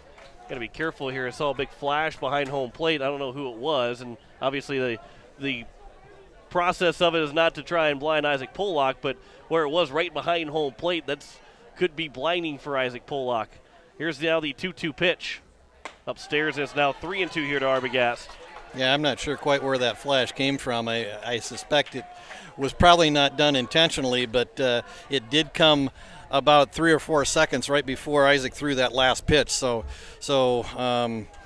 hopefully it's not an issue going forward. 3-2 pitch is grounded on the left side. Keynoles will field. The throw to first is in time. A 6-3 put out. 2 down here in the bottom of the 4th inning to bring up now the number 7 hitter, Harry Hueners, who is 0 for 1. Hueners comes into the tournament hitting, got to find him here. There's also his younger brother, Leo Hueners, had a couple of at-bats. But for Harry Hueners, 63 at-bats on the year, 16 hits, 11 of them singles, 4 doubles, 15 RBIs, 16 runs scored, .254 batting average. First pitch misses outside for ball 1 to Harry Hueners. Again, 0 for 1 so far here tonight. Flew out to Rasky. It is only at bat. That one will catch the top of the zone. That counts even at a ball and a strike to Pollock, or to Hueners from Pollock. Here's the 1-1. Upstairs is now 2-1. Hueners so far here in the state tournament is 1 for 7. He reached on air back on Friday in that 4th inning when Renner struck for that first run. Gave him a 1-0 lead. Here's the 2-1 pitch. That one misses just a little bit outside, and the count's now 3-1. So Pollock trying to avoid a 2-out walk here. Here's a 3-1 pitch. That one's fouled back, and the count's now 3-2. Renner wearing the white vests today. First time we've seen them in the vests, or at least the different top than what we saw them wear on Friday. White vests, black undershirts, white pants with white piping on the side, and black socks. 3-2 pitch fouled in the midst of Hinkle, and there's a strikeout for Pollock. Just his second of the ball game, but it is a 1-2-3 inning for Pollock. We head to the top of the 5th. Halfway home here in Brandon, and it's a 4-1 lead for Post State's over Renner. You're listening to Post State Baseball here on KCCR and on YouTube at KCCR Sports. Evermore Boutique, where fashion doesn't have to break the bank. See them for men's, women's, and children's clothing, shoes, accessories, and so much more. Open 7 days a week, Monday through Friday from noon to 7, Saturdays from 11 to 6, and Sundays from noon to 5. Visit Evermore Boutique, located at 104 South Pierre Street in Pierre, or give them a call today, 605-494-0194. That's Evermore Boutique in Pierre. Insurance. We all need it to protect our homes, health, businesses, and belongings. But having adequate coverage is just the beginning. You also need the support of professionals who stand by your side to protect what's important to you. Fisher Rounds & Associates combines the coverage you want with the commitment you need. Fisher Rounds & Associates, at your service, at your side, with offices in Pierre, Mitchell, Watertown, Sioux Falls, and Rapid City. We are into the top of the 5th inning. It is a 4-1 lead here for Post State. John Wickler alongside Greg Dean, as it'll be 3, 4, and 5. McGuire Rasky, Andy Gordon, and Cade Hinkle. Anybody reaches base, it'll then go to Bennett Dean, as the Aces are trying to extend this 3-run lead that they have right now. as Rasky will step to the plate, who is right now 0 for 2. Here's the first pitch to Rasky. That one will be taken for strike one.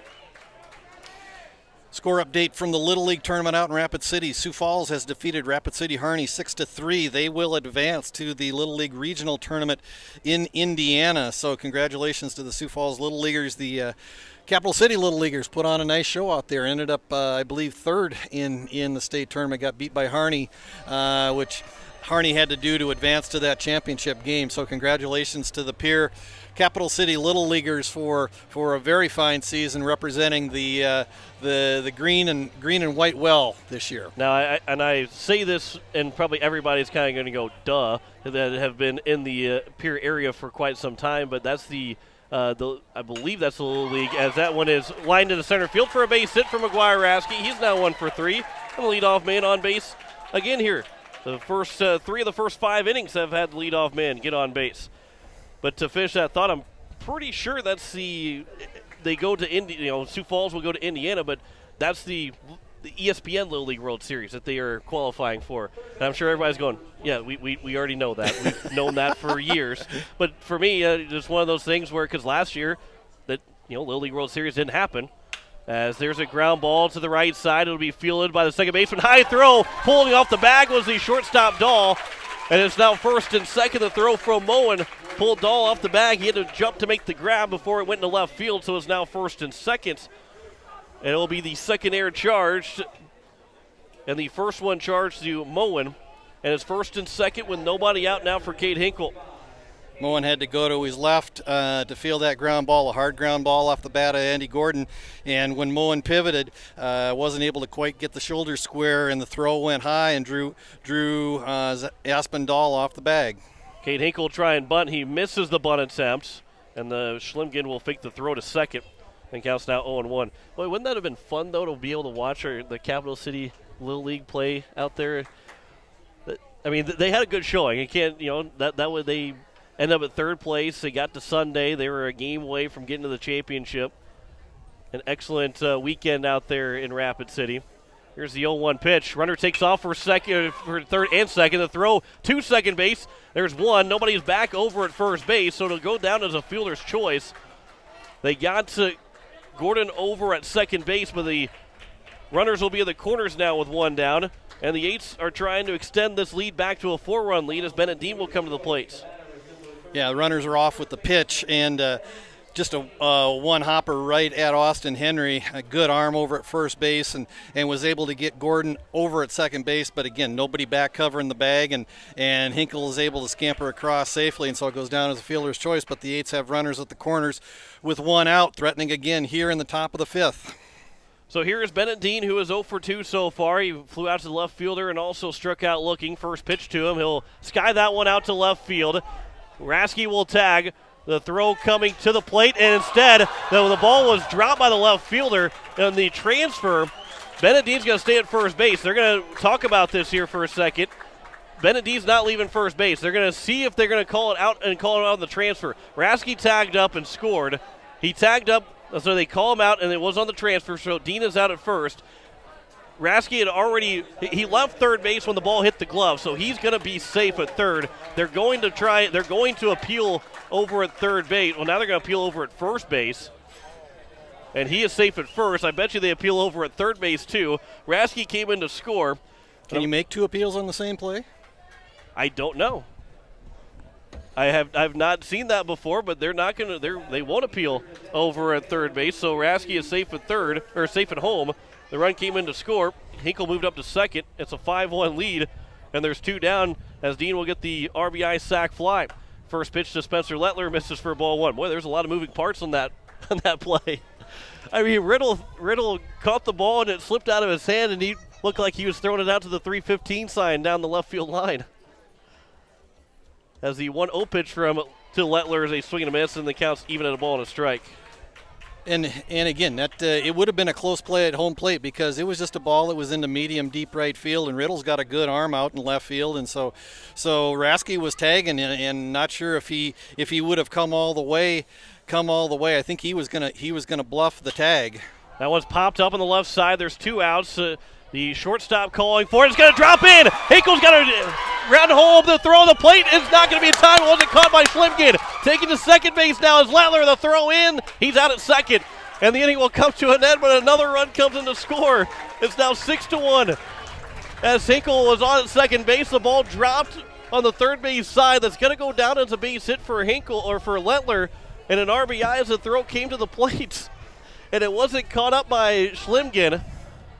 And then thrown out at second is Lettler.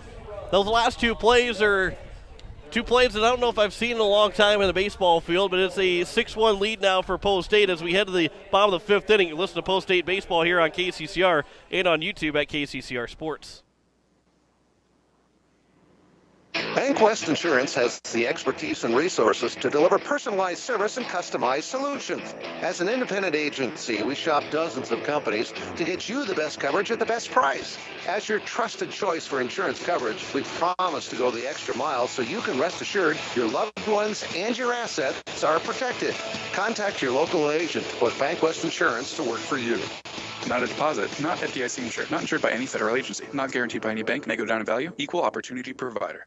Home Care Services is a private agency committed to providing expert advice and specialized care to those who want to remain living independently at home. Home Care Service has a team of nurses, caregivers, and administrative staff that offers a full range of in-home support services to our area. For more information about Home Care Services, call 224-2273. Expert advice, professional care. Home Care Services, 224-2273. As we welcome you back here at the bottom of the fifth inning as the Eights lead at 6-1. Isaac Pollock with 71 pitches so far thrown in this ball game. As we go through the final stat total of that inning, it is 2 runs, 1 hit, 2 errors, and no one left on base for Post State's in that top of the fifth inning. We head to the bottom of the fifth. It is a 6-1 lead here for the Eights. John Winkler alongside of Greg Dean as the first pitch will come in, nearly hits TJ Free, who again his front foot when he steps is nearly getting over the plate. Here's the 1-0 pitch. That one is fouled out of play on the right side. And it is a 1-1 count. The Brandon Valley Baseball Association plays bingo as a fundraiser to help fund the expenses of this tournament. So they just got a bingo in between innings. There was literally a parade of people. I think there was 7 or 8 people who came up the stairs who all said that they had bingo. So it'll be interesting to see how many ways that pot gets split. It'll be like Bruce Almighty, where everybody wins the lottery and gets $6. That's the 2-1 pitch will miss it. 3-1. Just as long as they don't start burning the town because the Sabres won the Stanley Cup. So that's all we care about. One of my all-time favorite movies. 3-1 pitch. That one will miss. It gets to the backstop, and Free will be on with the leadoff walk. And that is pitch 76 for Isaac Pollock. And it'll be the number 9 hitter, Tegan Schlimgen, to come to the plate. 76 pitches on the day for Isaac Pollock. He can go to 105. So right now, if he stays on this pace, he likely is able to get the Eights at least if he can get them through 6 complete, that would be a huge start for the Eights tonight. So here's Tegan Schlimgen. He drew a walk his first trip to the plate. First pitch is upstairs for ball 1. 1 on, nobody out, and Coach White will make his way out and talk with Isaac Pollock. Our news director, Zach Nelson, is in attendance here tonight. He's out here for a conference tomorrow, so he's taking in a baseball game here at Brandon. Leaves D.T. Meyer to man the ship all by his lonesome, doesn't it? Well, if Post State does win. The good ship KCCR. Yeah, if Post State does win, he is the captain. He's always the captain, but he will be the captain with no workers on the ship tomorrow. He'll be by himself. But he can do it. Anybody can do it, he can do it. Just to follow up on the Little League discussion, next week we talked about the U12 Capital City Little Leaguers. Next weekend, the Capital City U10 team goes out to Rapid City to play in the state tournament in their division as well. So we want to wish them good luck as well next weekend. They are going to give everybody a little bit of the piece of the pot. $6. $6 even to everybody who won bingo. All 6 guys. Congratulations. That can't have timed out any better as the count's now 2-0. If you need any lotto numbers, John Winkler's number is 605-555-5555. Please text him right now. Maybe Morgan Freeman somewhere in attendance smiling right now as the count's now 3-0. Tika Schlipkin's got a 3-0 count. We do have some action going out there in the left field bullpen. I think that's Matt Hansen warming up. He would likely be a defensive replacement for somebody in the field. Here's the 3-0 pitch. That one is over for a strike, and it's now 3-1. Gosh, that might be my favorite part of all the non-baseball that's happened this year in our broadcast. That might be my favorite thing that's happened. That might be my favorite all-time thing that's happened. Here's the 3-1 pitch. That one misses upstairs. It'll be another walk, and it's now first and second here with nobody out to bring up the top of the order in Zach Riddle. It's a 5-run lead right now here for Post State. Riddle's 1 for 2. A ground ball somewhere on the infield would be pretty big right now. Here's the first pitch from Pollock to Riddle. That one misses high and outside, and it's 1-0. Pollock had 71 pitches coming into the inning. He's got 2 walks here to open up the bottom of the 5th. His day continues to shrink towards the end of the line because of the pitch count. Here's the 1-0 pitch. That one will catch the top of the zone. It's now 1-1. Riddle taking all the way as he saw the first 2 guys ahead of him both walk. So he's taking all the way until he got a strike on him. Here's now the 1-1 pitch. That one will bounce in. Good stop there by Hinkle, and it's now 2-1. Also, can't forget one of our board outs, Spencer Kelly, is here in attendance as well, cheering on his classmates, football teammates. And Jacob Mayer back at our station here on KCCR. 2-1 pitch is catching the outside of the zone, and it's now 2-2. Strikeout is as good, well, maybe not as good as a ground ball, because if you turn double play, that's 2 outs instead of 1. Math is simple sometimes, but a strikeout would be good here for Isaac Pollock. 2-2 pitch. That one will miss outside, and it's now 3-2. A walk would not be good. Load the bases with nobody out and have 2, 3, and 4 up next. And we'll see what the mind of Coach White has in mind if he elects to take Pollock out if he can't get this out. 3-2 pitch. That one's popped foul, and it will get out of play. And it remains at 3-2. Riddle, a left-handed batter, so he's got a 1.5 step advantage coming out of the box on any ground ball. Runs well out in left field. Here's a 3-2 pitch.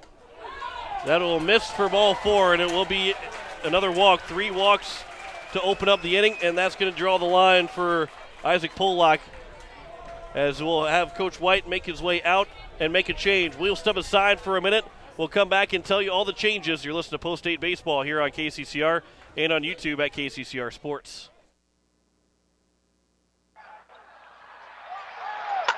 Sioux Nation of Fort Pierre knows what that sound is. It's baseball season.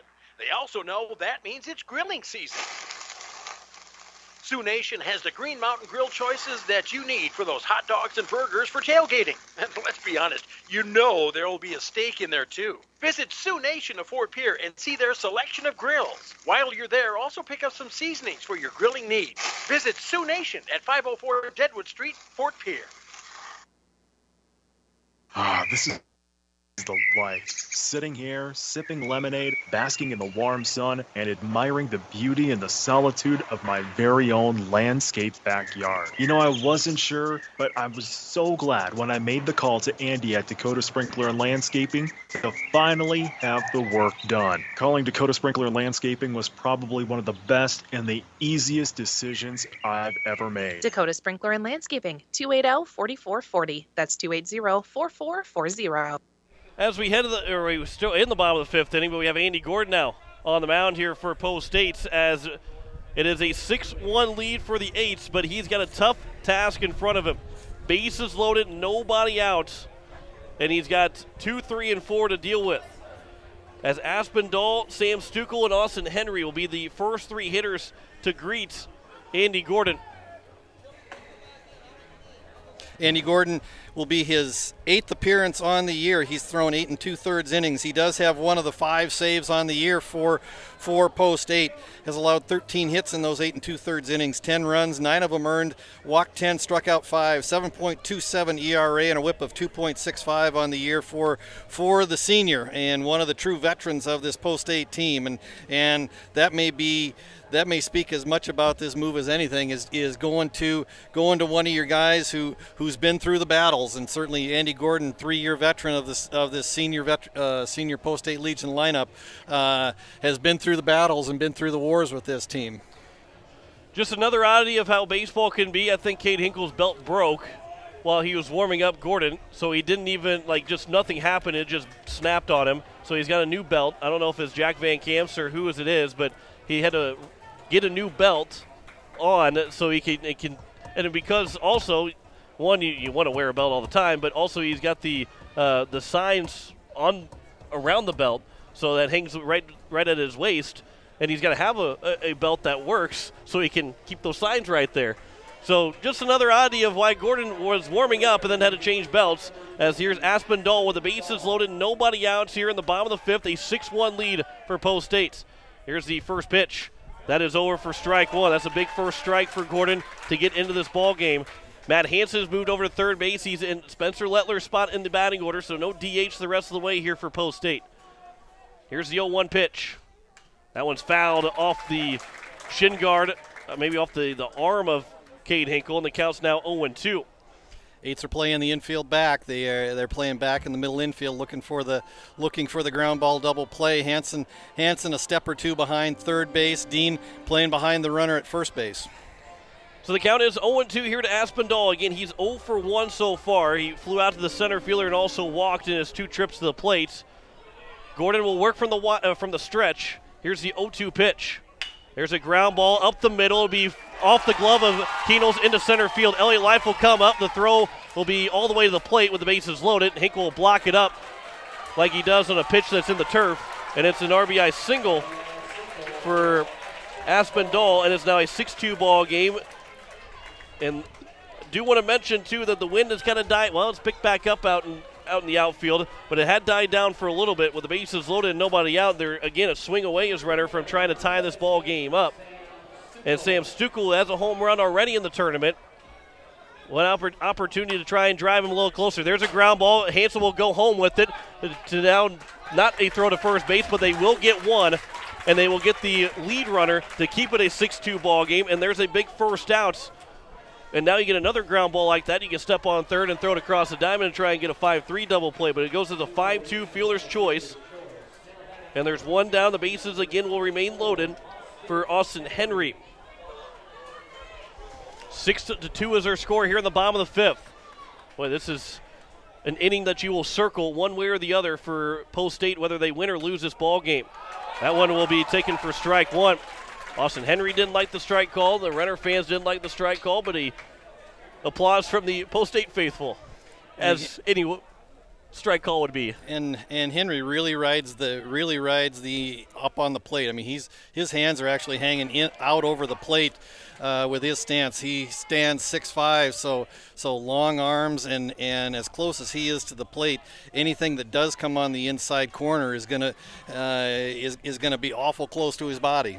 Count is 1-1, yeah, and he is as far back in the box as he possibly be. The 1-1 pitch will miss outside, and it's now 2-1. Henry stands. I mean, his foot is basically straddling the back line of the batter's box. And it's hard to dig in on turf, but he tries to dig in back there. 2-1 pitch comes inside, but is taken for a strike. And again, he doesn't like the strike call, but when you're that close to the batter's box, you think of maybe Major League Baseball, Anthony Rizzo, a guy like that, who he can turn on pitches in the inside part of the zone, but when you throw it inside, and it may look too far inside, but it's going to be called a strike. 2-2 pitch. That one will bounce in. Good block again by Hinkle, and the count's now full. A walk drives in another run. This is a big pitch here for both Andy Gordon and Austin Henry at the plate. Henry, the cleanup hitter in this post 307 lineup. So biggest at bat of the game right here. 3-2 pitch. Ground ball over left side, and it's going to be a foul ball. Mike Greco, the coach for Renner, the third base coach as well. He barehands that one on a high chopper and remains full at 3-2. Bases loaded, one down, bottom of the fifth. Post State trying to keep their season alive. If Renner loses, they're not out of it. They're in the state championship no matter what tomorrow. They can eliminate Pierre or play in the winner-take-all game. 3-2 pitch is a ground ball over for Hueners, and it goes off the glove of him. 2 runs are going to come in to score, and it's a 6-4 ball game. An air charge to Hueners, who has been pretty sure-handed all season, and he was ready to make that throw to second before the ball got to him. So it's now a 6-4 ball game, and the tying run is on at first base. Yeah, just took his eye off the ball at the very last second, anticipating the throw to first base, and just skipped off the heel of his glove out in his short left field. 2 runs come across the plate for Renner 307, and all of a sudden what had been a 5-run lead for the Eights is now shrunk to 2, 6-4 here in the bottom of the fifth. Still can get a ground ball to get you out of the inning. Here's Andy Mohan to the plates. Here's the first pitch from Gordon. There's a hard-hit ground ball. That's through the left side for a base hit. Berkwan can't field it cleanly. The throw coming to the shortstop. The throw not be held from Lincoln Hueners, and it's a 6-5 ball game now on the RBI single from Andy Mohan. And Coach White will make his way back out, and that will probably be the end of the line here for Andy Gordon. And all of a sudden, the tying run is at third base. The go-ahead run is at second base in a 6-5 score. A 4-run inning. I don't think this will be the end of Andy Gordon yet on the mound, as he'll draw everybody in, will Coach White, to talk on the infield. Boy, this is turned on its head in a real major way for Post State. And again, it all started with the walks, unfortunately, and we've talked about throughout the season that when Post State got good pitching and stayed away from walking batters, they just played better. And unfortunately, a pair of walks to lead off the inning, and then a couple of misplayed balls and a couple of timely hits from Renner post 307, and this game is now down to a 1-run game, and the Eights are going to have to come up with a couple of big plays to get out of this inning with the lead still in hand. 2 in the second, 2 in the third, and 2 in the fifth for Post State. It's got them 6 runs. 1 in the third, and now 4 here in the fifth has made it 6-5. Reese Arbogast, the number 8 hitter in the order, or the number 8 hitter in the inning, will come to the plate. Harry Hueners, who ended the 4th inning, is on deck. Arbogast is 0 for 2, flew out to the right fielder and also grounded out. First pitch from Gordon, bounces in, good block there from Hinkle, and the count's 1-0. They are still playing back as the middle of the infield. They're even at the corners, back in the middle. They will trade the out for the run. It will tie the ball game up, but they'll still get the second out. Here's the 1-0 pitch. That one's fouled back, and it's now 1-1. This is a either ground ball right back to Gordon, or maybe right over to Dean at first base, or a strikeout type play, or maybe a pop-up in the infield, but you wanted have something go your way to get that second out without the tying run coming to the plate. As he swing and a miss by Arbogast, and now it's 1-2, and here's an opportunity for Gordon to go get a strikeout and get that second out. 6-5 is their score here in the bottom of the 5th inning. Runners at second and third with just 1 out. A 4-run 5th, and Renner is still threatening. 1-2 pitch. Chopper up the middle and tie the ball game up. Hueners will field. The throw to first is in time. There's now 2 down, but the ball game is tied at 6 on a 5-run inning. And a runner over at third base on the RBI ground out from Arbogast. And a base hit would give them the lead here late in this ball game as we play here in the bottom of the 5th inning. And it's Harry Hueners. And you know, that's actually a good play to play the infield back. If the infield's playing in, that's a ball that probably gets through, and Mohan probably scores. And so that's a play where Renner likely would have taken the lead if you had brought the infield in. So now here's Harry Hueners trying to give Renner the lead. First pitch will miss for ball 1 on the inside part of the plate. Hueners is 0 for 2.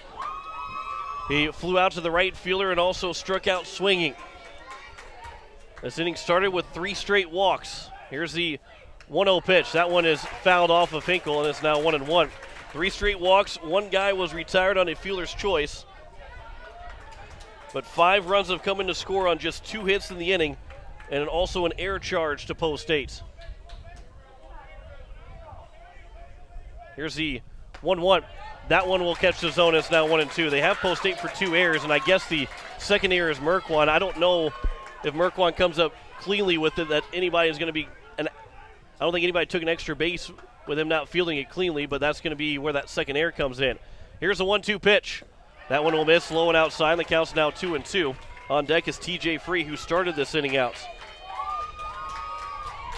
Yep, big inning here for Renner post 307. If the Eights can get out of here and still have this game tied at 6, that may be something we'll circle as we look back on, if the Eights can come back and pull out of this hole they've dug themselves into. The 2-2 was fouled back, so we'll do it again here at 2 balls and 2 strikes with 2 outs here in the bottom of the 5th inning.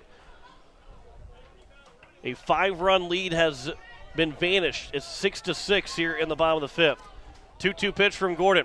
Swing and a miss. There's a big strikeout, and Post State will get out of the inning. All 9 men will come to the plate. 5-run score in the inning on just 2 hits. There were 2 errors, and Jack Van Camp will lead the talk in between innings. 5 runs, 2 hits, 2 errors, and 1 man left on base. We head to the 6th inning. We have a brand new ball game. We are tied at 6. Going to the 6th. You're listening to Post State Baseball here on KCCR and on YouTube at KCCR Sports. Nystrom Electrical Contracting in Pierre has been providing professional sales, service, and installation since 1977. Whether you're starting from scratch, new construction, or you're upgrading your current system at your home, farm, or office, give the professionals at Nystrom Electrical Contracting a call. They've got a lot of bright ideas. Call Nystrom today to schedule a free computer-generated estimate. The number is 224-8750, or visit their website at nystromelectric.com. It is time to control noxious weeds. Do you have a control plan in place? If not, contact your local weed and pest supervisor to help you set up a plan. Effort now will save you time and money in the future. This is Paul Johnson, South Dakota State University Extension Weed Science Coordinator, asking for your support to get this statewide noxious weed problem under control.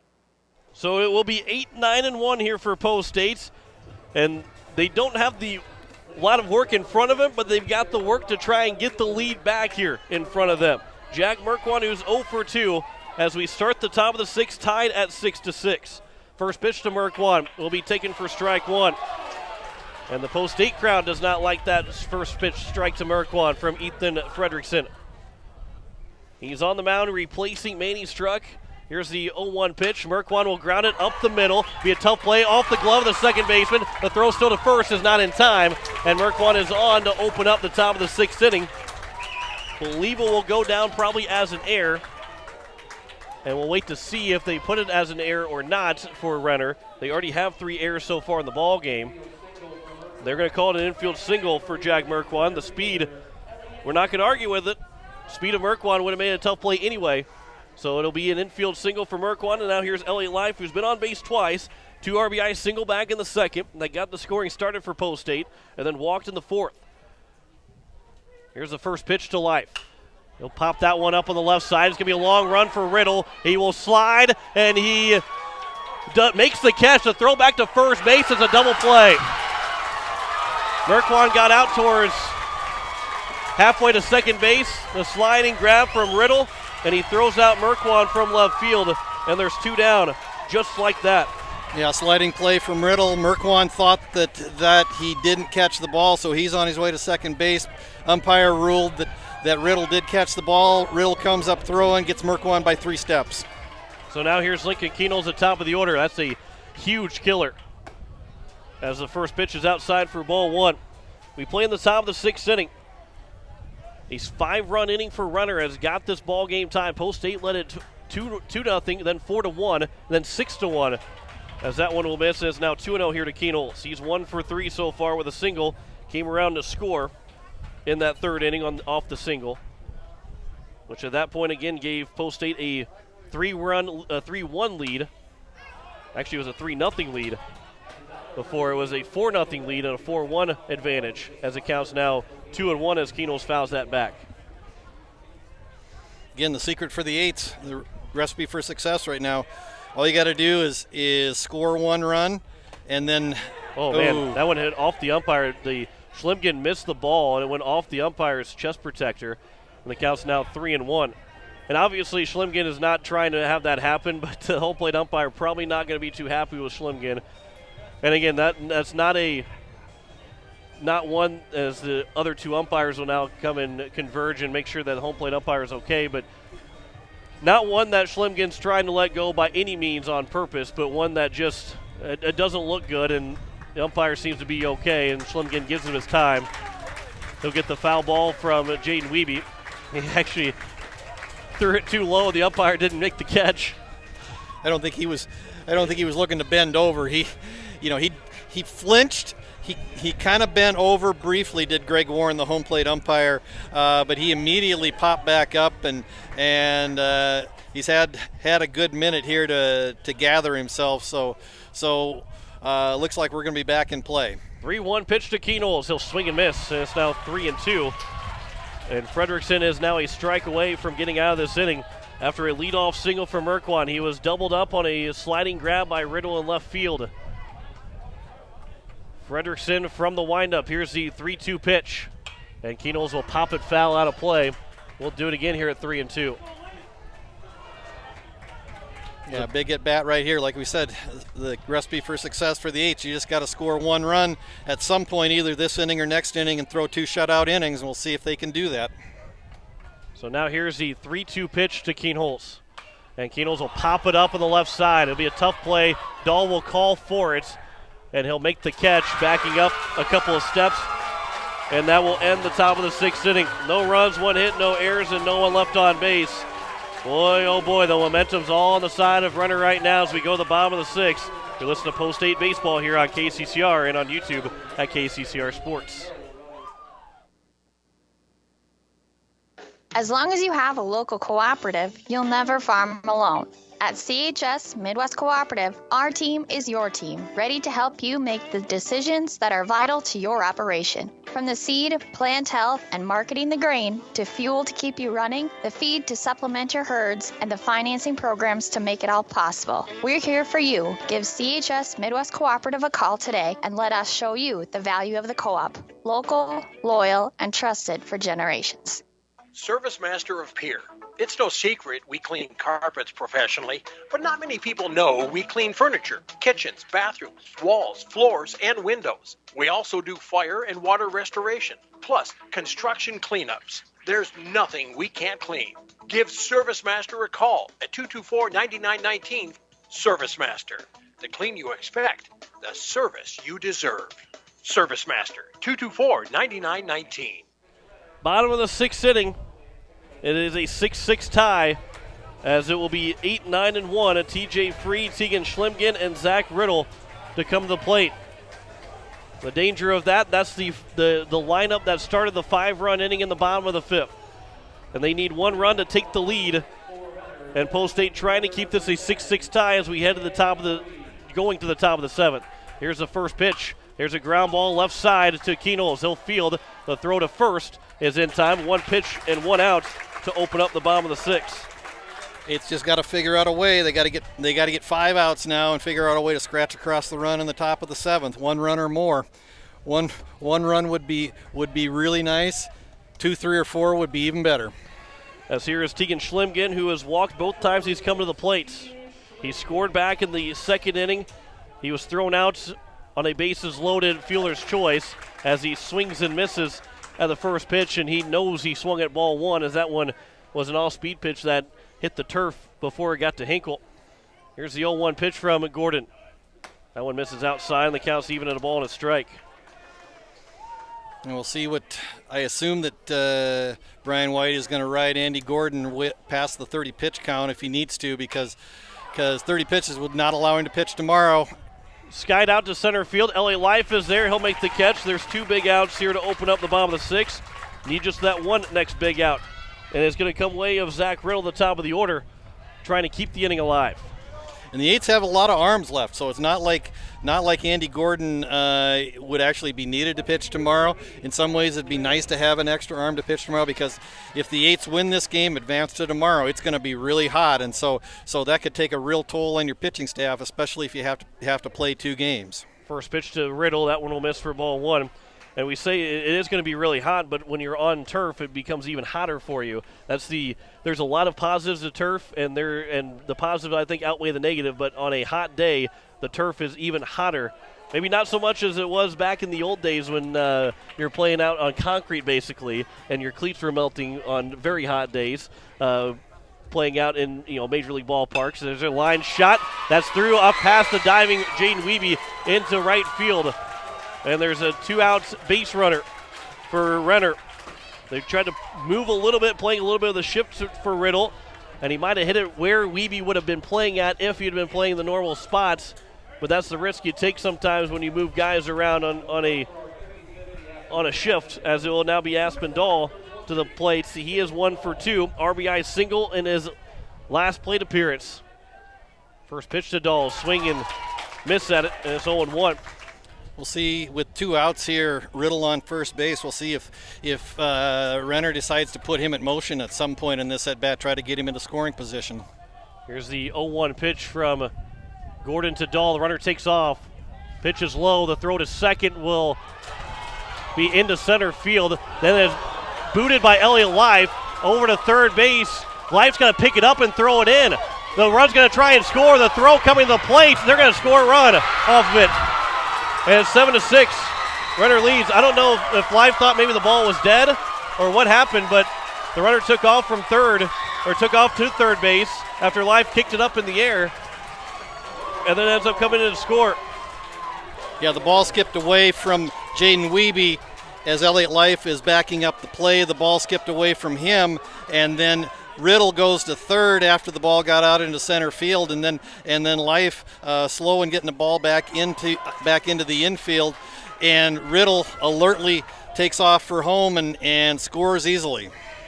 So the count's now 2-1. There's nobody on base. It's a 7-6 lead for Renner. They've raced a 5-run deficit and actually taken the lead now 7-6. So the count's now 2-2. For Post State in the top of the 7th, it is 2, 3, and 4. Jaden Wiebe, McGuire Rasky, and Andy Gordon. Anybody reaches base, it'll then be to Cade Hinkle.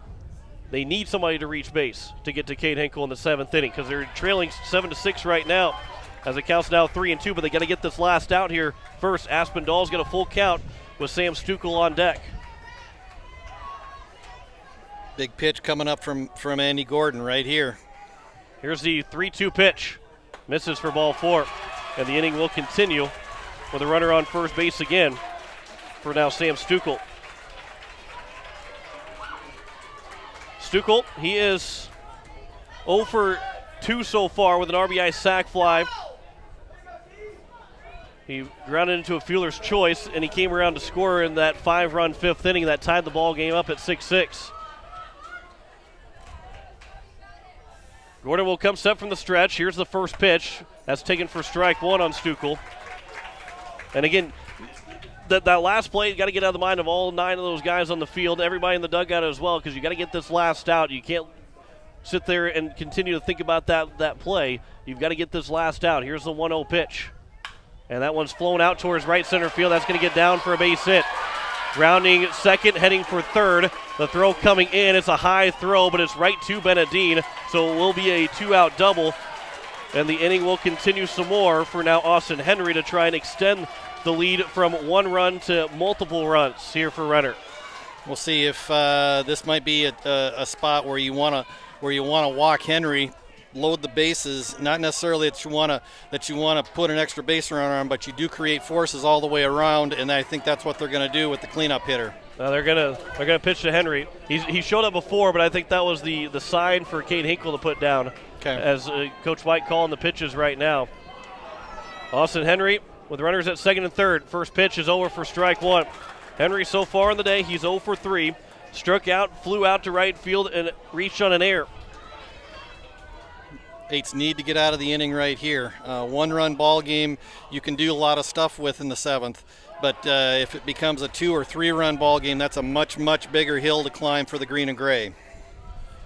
Count is now 1-1. That one missed down low, and it was blocked up by Hinkle, who's been terrific behind the plate for Post State, allowing those pitchers to throw pitches in the turf with runners on base. Here's the 1-1 pitch. That one will miss low and outside, and the count's now 2-1.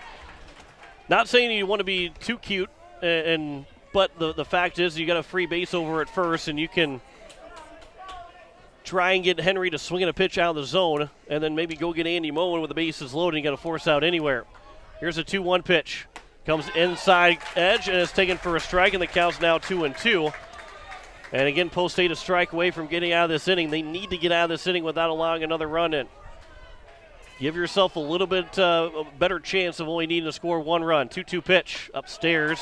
It's now 3-2. Against second and third with two away, so runners will not take off with the pitch. Andy Mohan is on deck for Renner. A 7-6 lead for the Royals. Here's the 3-2 pitch. We'll go behind Henry. It actually hit him. That's a big break for the... And probably Hinkle would have made the catch, but didn't hit him. But it went off of Henry, so he is hit by the pitch on a 3-2 count. And the bases are now loaded for Andy Mohan to the plate. Mohan in his last at-bat had an RBI single that tied the ball game up at 6-6 at that point. It's now a 7-6 lead here for this Royal team. Again, in the top of the seventh, 2, 3, and 4, Wiebe, Rasky, and Gordon. Here's the first pitch from Gordon to Mohan.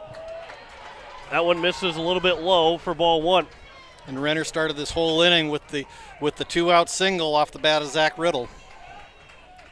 Coach White will call time and go talk to Andy Gordon. And I think Cade Hinkle's going to come in and pitch. With a 1-0 count, Hinkle's going to take all the stuff off. Gordon will go behind the plate, and they're going to try and get Cade Hinkle to get one out here and get this guy out here with a 1-0 count and 2 outs and the bases loaded here in the top of the seventh. We will step aside for a minute and come back and tell you the changes, although we just told you what the changes are. But we'll step aside for a minute. You're listening to Post State Baseball here on KCCR and on YouTube at KCCR Sports. At Shane's Pharmacy, your health care is important, and Shane wants to be the pharmacist to take care of you. Shane's Pharmacy will make sure your prescriptions are filled in a timely manner, they will answer your questions, and they will even deliver to your home or office. Call 223-9200. Shane's Pharmacy, the pharmacy you know and trust. The number again is 223-9200. Shane's Pharmacy in Fort Pierre, proud to support high school athletics. Comtech in Pierre invites you to come out and check out their expansive showroom. It's filled with everything you need to thrive in today's technology-dependent world and a knowledgeable staff to guide you through. Comtech has TVs, computers, personal electronics to commercial electronics, anything to fit your technology needs. The experienced professionals at Comtech can guide you through any questions you may have. Whether you struggle with technology or live for it, Comtech can help you find exactly what you're looking for. Comtech will even install and service what they sell, so you don't have to worry once you get your products home. Comtech, located at 1601 North Lowell Avenue behind Walmart. Check them out online at comtechplus.com. As we start here in the bottom of the sixth inning, Cade Hinkle is on the mound as he will pitch with a 1-0 count here to Andy Mohan with the bases loaded, and the task is simple. You go get this guy and don't let anybody else come to the plate because you want to keep a one-run deficit going to the top of the seventh inning with Wiebe, Rasky, and Gordon to the plate. There's no change to the batting order. There's no changes other than the battery switches from behind the plate to the mound and from the mound to behind the plate, as Greg has the stats for Hinkle so far in the season. For Cade Hinkle, this will be his fourth appearance on the year. He's thrown 9 innings to date. He did start one game. He's 0-1 on the year, has allowed 17 hits, 14 runs, 9 of them earned, walked 5, struck out 1 in those 9 innings, has a 7.00 ERA and a whip of 2.44. So the super senior gets an opportunity to potentially be the guy in this situation. And again, looking for the experience of the class of 2020 to come through right here for Post 8 and see if Cade Hinkle can snuff out this bases loaded 2-out jam that the 8s find themselves in here in the bottom of the sixth inning, down 7-6. So it is Andy Mohan again. It's a 1-0 count. Gordon threw a first pitch ball, and that's when Coach White went out to go get Gordon and bring in Hinkle. Count is 1-0. Hinkle will come set from the stretch. Here's the first pitch. There's a ground ball over to the third baseman. Hansen will win the race to the third base. One pitch for Hinkle. He gets out of it, and Post State has an opportunity now down by 1 to try and tie it up in the top of the 7th. 1 run scores in the inning off of, I believe they're calling just 1 error, actually 2 errors in the inning. There was 2 hits and 3 men left on base. We head to the top of the 7th. Last chance for Post State here to try and tie this ball game up in this season. You're listening to Post State Baseball here on KCCR and on YouTube at KCCR Sports. This summer, enjoy an ice-cold, fresh-squeezed lemonade and admire your well-earned farmer's tan before you hurl yourself across your neighbor's slip and slide and join First Dakota to bank some noise for summer sports. Roar at the crack of the bat, whistle for a clutch strikeout, and lose your mind over a walk-off home run. Let them hear you from the cheap seats. Bank some noise with us at First Dakota National Bank. Open a new account online today at firstdakota.com. Member FDIC. Do you need the Pierre Governor apparel for the big game? Or how about Stanley County apparel or Post State apparel? All Around Graphics in Pierre is your place to go. Not only can you get your apparel, but they also do screen printing, jerseys, awards, and trophies. And did you know they can print and customize your signs? All Around Graphics can do it all. Located at 819 North Euclid Avenue or call 224-4677. All Around Graphics in Pierre, your one-stop shop. We do have some changes to tell you about as we go to the top of the 7th inning, as Aspendall is on to close it out, try and close it out. And we, as Post State faithful, hope that he doesn't close it out. Andy Mohan will move to short from second base. Hueners will move from third to second. Austin Henry will move from first to third, and Barr will come in and play first base. So that means the DH, TJ Free, is done. Aspendall, this will be his 8th appearance on the year. 24 1/3 innings pitched so far. He has started 5 games. He has a record of 2-2. First opportunity to try to save a game on the year. Has allowed 31 hits, 26 runs, 17 of them earned, 21 walks, 27 strikeouts, and he does throw hard. A 4.89 ERA and a whip of 2.14. So the one thing that this does is this really weakens the infield defense for Renner. He is rock steady at shortstop. First pitch to Jaden Wiebe, catches the top of the zone for strike 1. Yeah, Dahl throws very, very hard, much harder than the first 2 pitchers that we saw from Renner here in this ball game. Here's the 0-1 pitch now from Dahl to Wiebe. That one will miss low and is now 1-1. It's 2, 3, and 4 here for the Eights. The only thing that would have been better spot for Post State in the order probably would have been the top of the order, actually leading things off. But 2, 3, and 4, you can't really ask for a better spot here if you're going to try and get 1 run to tie it up. Wiebe swings and misses. He's behind the fastball from Dahl, and the count's now 1-2.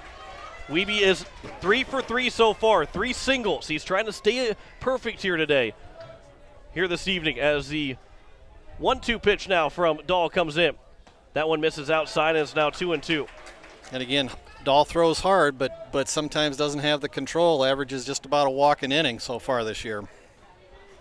Here's the 2-2 now from Aspendall as he'll work from the windup and deliver the 2-2 pitch to Wiebe. That one misses low inside, and the count's now full at 3-2. Any way to be that leadoff man on base. You don't have to get a base hit if you can get on base. You just got to get that tying run on base, and it would be better to get it with nobody out than with 2 outs. 3-2 pitch. There's a ground ball to the shortstop Mohan. He'll feel it. The throw to first is going to be in time to get Wiebe, and the leadoff man is retired to open up the top of the 7th. And it now is the next 4 hitters, if we can get to that point, are all seniors. Bennett Dean's the only guy that can return. The next 3 hitters, they don't want this to be their final at-bat for Post State. McGuire Rasky will step to the plate. He's 1 for 3. The Eights led 6-1 going to the bottom of the 5th inning. It was a race by a 5-run inning by Renner, and they took a run off of 2 errors in the bottom of the 6th inning. Here's the first pitch to McGuire Rasky. That one's right there for strike 1. Wind is still going strong, although it looks more to be blowing out to the right, towards right field, maybe in just a little bit. But if Rasky can get a hold of one, he nearly hit a home run against Renner back on Friday. You want to stay within yourself, as Rasky will foul that pitch back to the screen, and the count's now 0-2. You don't want to try and swing for the fences, but Rasky could maybe get that power to try and tie the ball game up with one swing. Stuckel pulled way around to the right side in center field. A lot of room in left center right now. 0-2 pitch. Rasky will spoil it. Good swing there by Rasky. Probably was going to be a ball, but you don't let that umpire make the decision for you. You spoil it if it's going to be that close, and that's what Rasky did. And here comes the 0-2 pitch again from Dahl to Rasky. He'll chop that one foul and stays alive. We'll do it again here at 0-2. And again, the changes are Henry's now at third base. It is Mohan at short, Hueners at second, and Barr is at first. Those are all the changes with Fredrickson coming out of the ball game and Dahl going to the mound. Here's the 0-2 pitch again from Aspen Dahl, the closer, trying to close it out. 0-2 pitch. Rasky will float it to the left side. Diving catch by the third baseman in Henry, and there's now 2 down. And Post State down to their final out here in the season. It was a promising start in this ball game for the Eights. Up 4-0 at one point, 6-1. And now all of a sudden they're down 7-6 with 2 outs in the top of the 7th. And it's Andy Gordon who is 1 for 3 to the plate. Austin Henry, that 6'5" frame, used every bit of it to snare that ball. First pitch, a swing and a miss, and it's 0-1. Well, the Eights have lost a couple of tough games. Lost a tough game last year in the state semifinals. 0-1 pitch will bounce in. It's now 1-1 on a play that they would probably like to have back.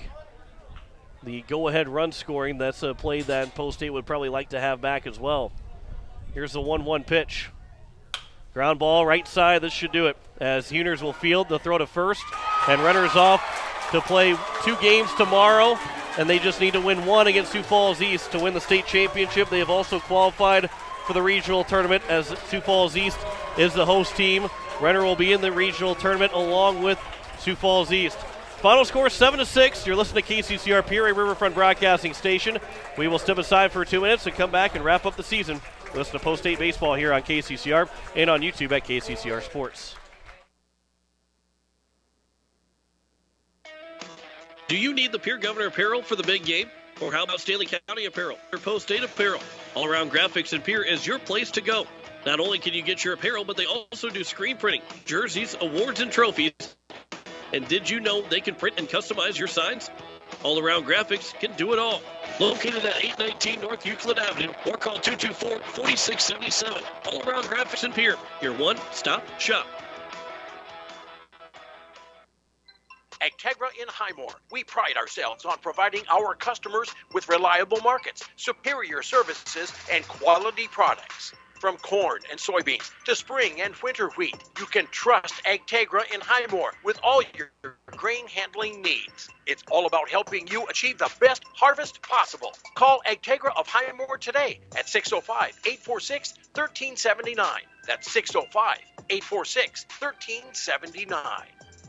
Are you building a new home or remodeling the old? Adding a fireplace can make a house a home. Olson Plumbing in Pierre carries a full line of Heat-A-Later fireplaces. Whether your taste is traditional or contemporary, Olson Plumbing has a great selection of Heat-A-Later fireplaces that will fit any style. Whether you're building new or updating, call Olson Plumbing. Heat-A-Later Fireplace is the first name in fireplaces. Olson Plumbing in Pierre is your source for the industry's largest selection of indoor-outdoor fireplaces, either gas or wood, and outdoor fire pits. Stop by their showroom at 2803 East Wells or give them a call, 224-6436.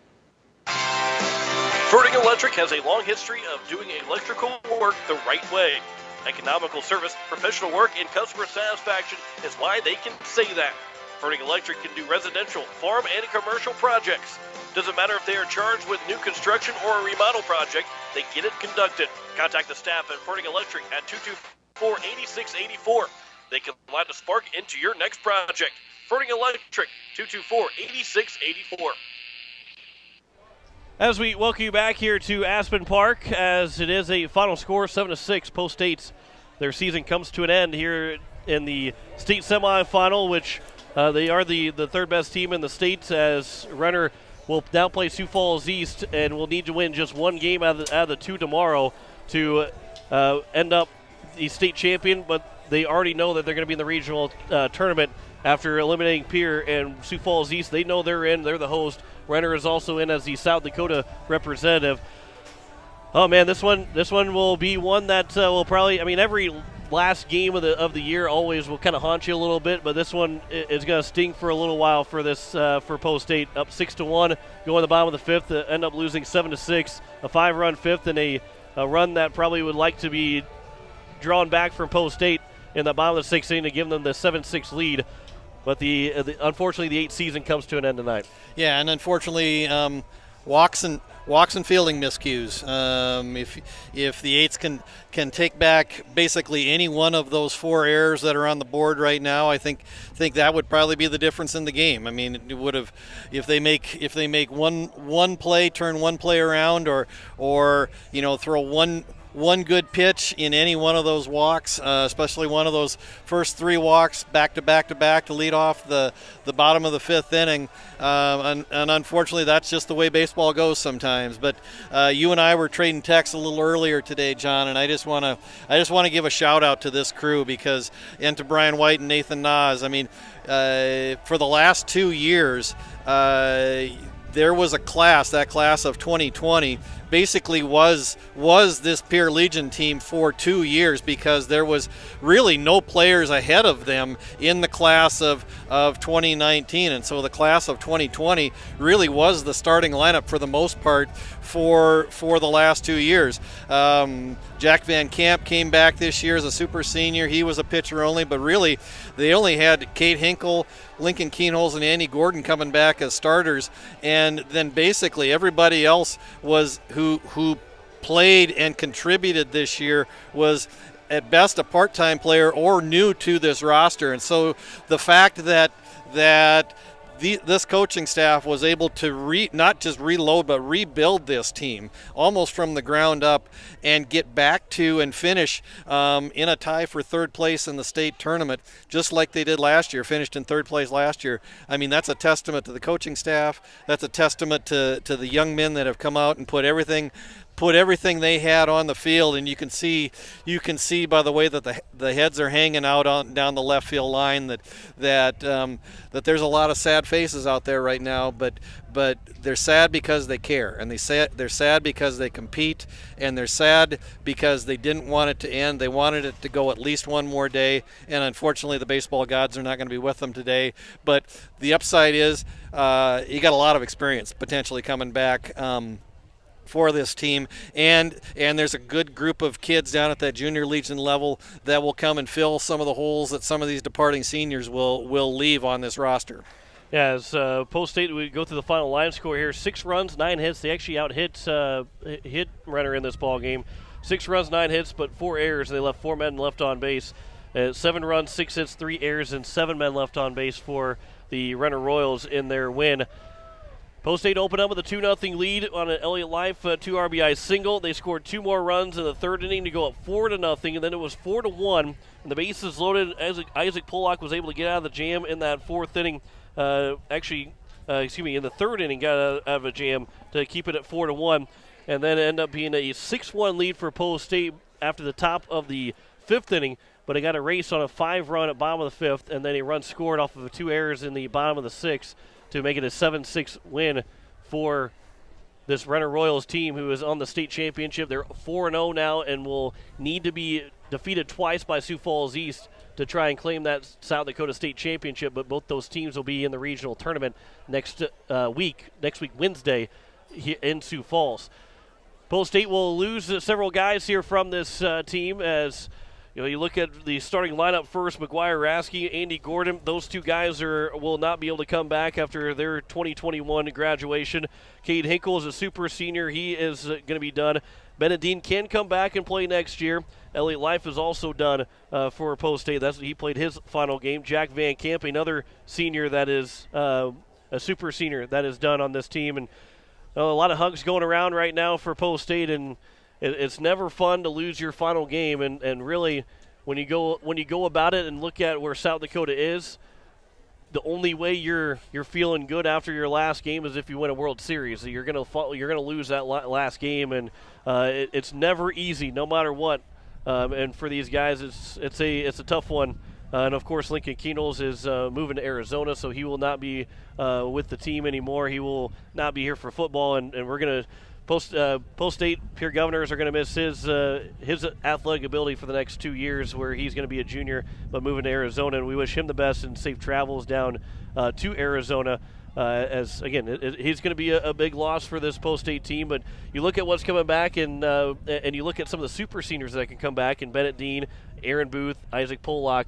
If those three guys come back, this team can be just as dangerous as they were this year. Absolutely, and again, I just want to give a big tip of the hat, big shout out to the five young men that are departing this program. They have laid it all out on the field throughout their entire careers with Post-State. Andy Gordon, Cade Hinkle, Elliot Life, McGuire Rasky, Jack Van Camp. I mean, there's a lot of baseball talent among those five young men, and it's a sad day. We will not see any of them in the green and white going forward.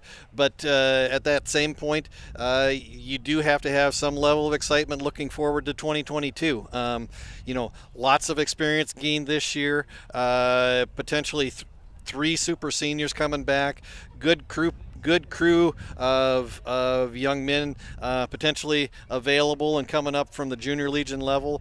And so while the future is bright, the future is also a year away, and we're just dealing with tonight. And unfortunately, it's a tough day. It's a tough day for Post-State baseball. So close to potentially moving on and being one of the final three teams on Tuesday, potentially putting themselves in a position to play for a state championship. Wasn't meant to be in 2021, but still a really great run for Post-State. Very proud of this program and what they have put together throughout this entire season. I want to say thanks to Coach White and Coach Nas for all the help that they've been for me so far, or to this point of this season, and going into next year as well. They've two great coaches for this program, for the Senior Legion program. I shouldn't say they're the only two great coaches, because there's a lot of great coaches from the Senior Legion all the way down, and that's why Post-State baseball, especially when we get to call the Senior Legion games, why they're so good, because everybody coming up from Little League all the way up to Senior Legion, they've got a lot of good coaches here in Pierre, and there's a lot to be proud about. And especially, this is a team that probably was not expected to be at this point. And yet they find ways to get the job done. There's a lot of good talent that will be back next year, and you can never count out a Pierre Governor or a Pierre Post-State team at any point in a year, and especially at this point in the state tournament. I think there was a lot of people that didn't think they were going to be. They thought, well, 0-2, maybe 1-2, and be done.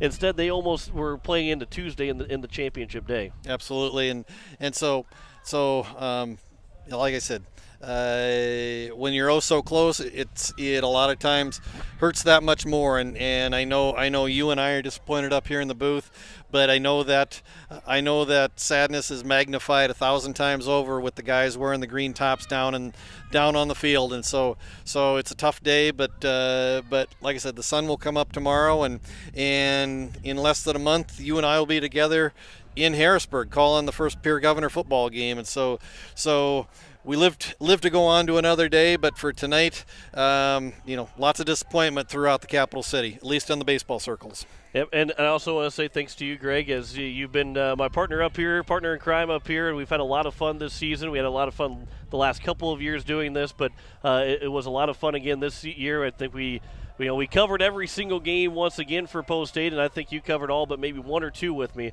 And I appreciate all the work and extra work that you do, and to help our broadcast be that much better all the time. A broadcast with Greg Dean on it is always better than a broadcast without Greg Dean on it. So thank you very much. You set the bar really low with that. Well, at least there's a bar set, and you're above the bar. I appreciate the kind words, and you're just a true professional, and it's just a joy working with you, and I hope your career keeps you in the capital city for an extended period of time. But I know, as good as you are, you will potentially, you at some point will likely leave us. But if it's all the time in the capital city throughout the rest of the year, throughout the rest of your career.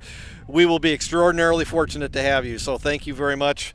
And like I said, we got less than a month, and we'll be calling the gridiron. Yeah, looking forward to it. So we'll have Pierre Governor Soccer, Pierre Governor Volleyball, and Pierre Governor Football for you all here on KCCR and available to watch on YouTube at KCCR Sports. That will wrap things up for us here from Brandon. Unfortunately, we will not be on the air tomorrow. You'll hear me tomorrow morning on the KCCR Sports, and you can hear about this story and hopefully get a word with Coach White before we depart. But you can catch it on KCCR on the morning, as we'll have our next broadcast be in the month of August, and will be some Pierre Governor Soccer, Volleyball, and Football for you coming up here on KCCR in the fall sports.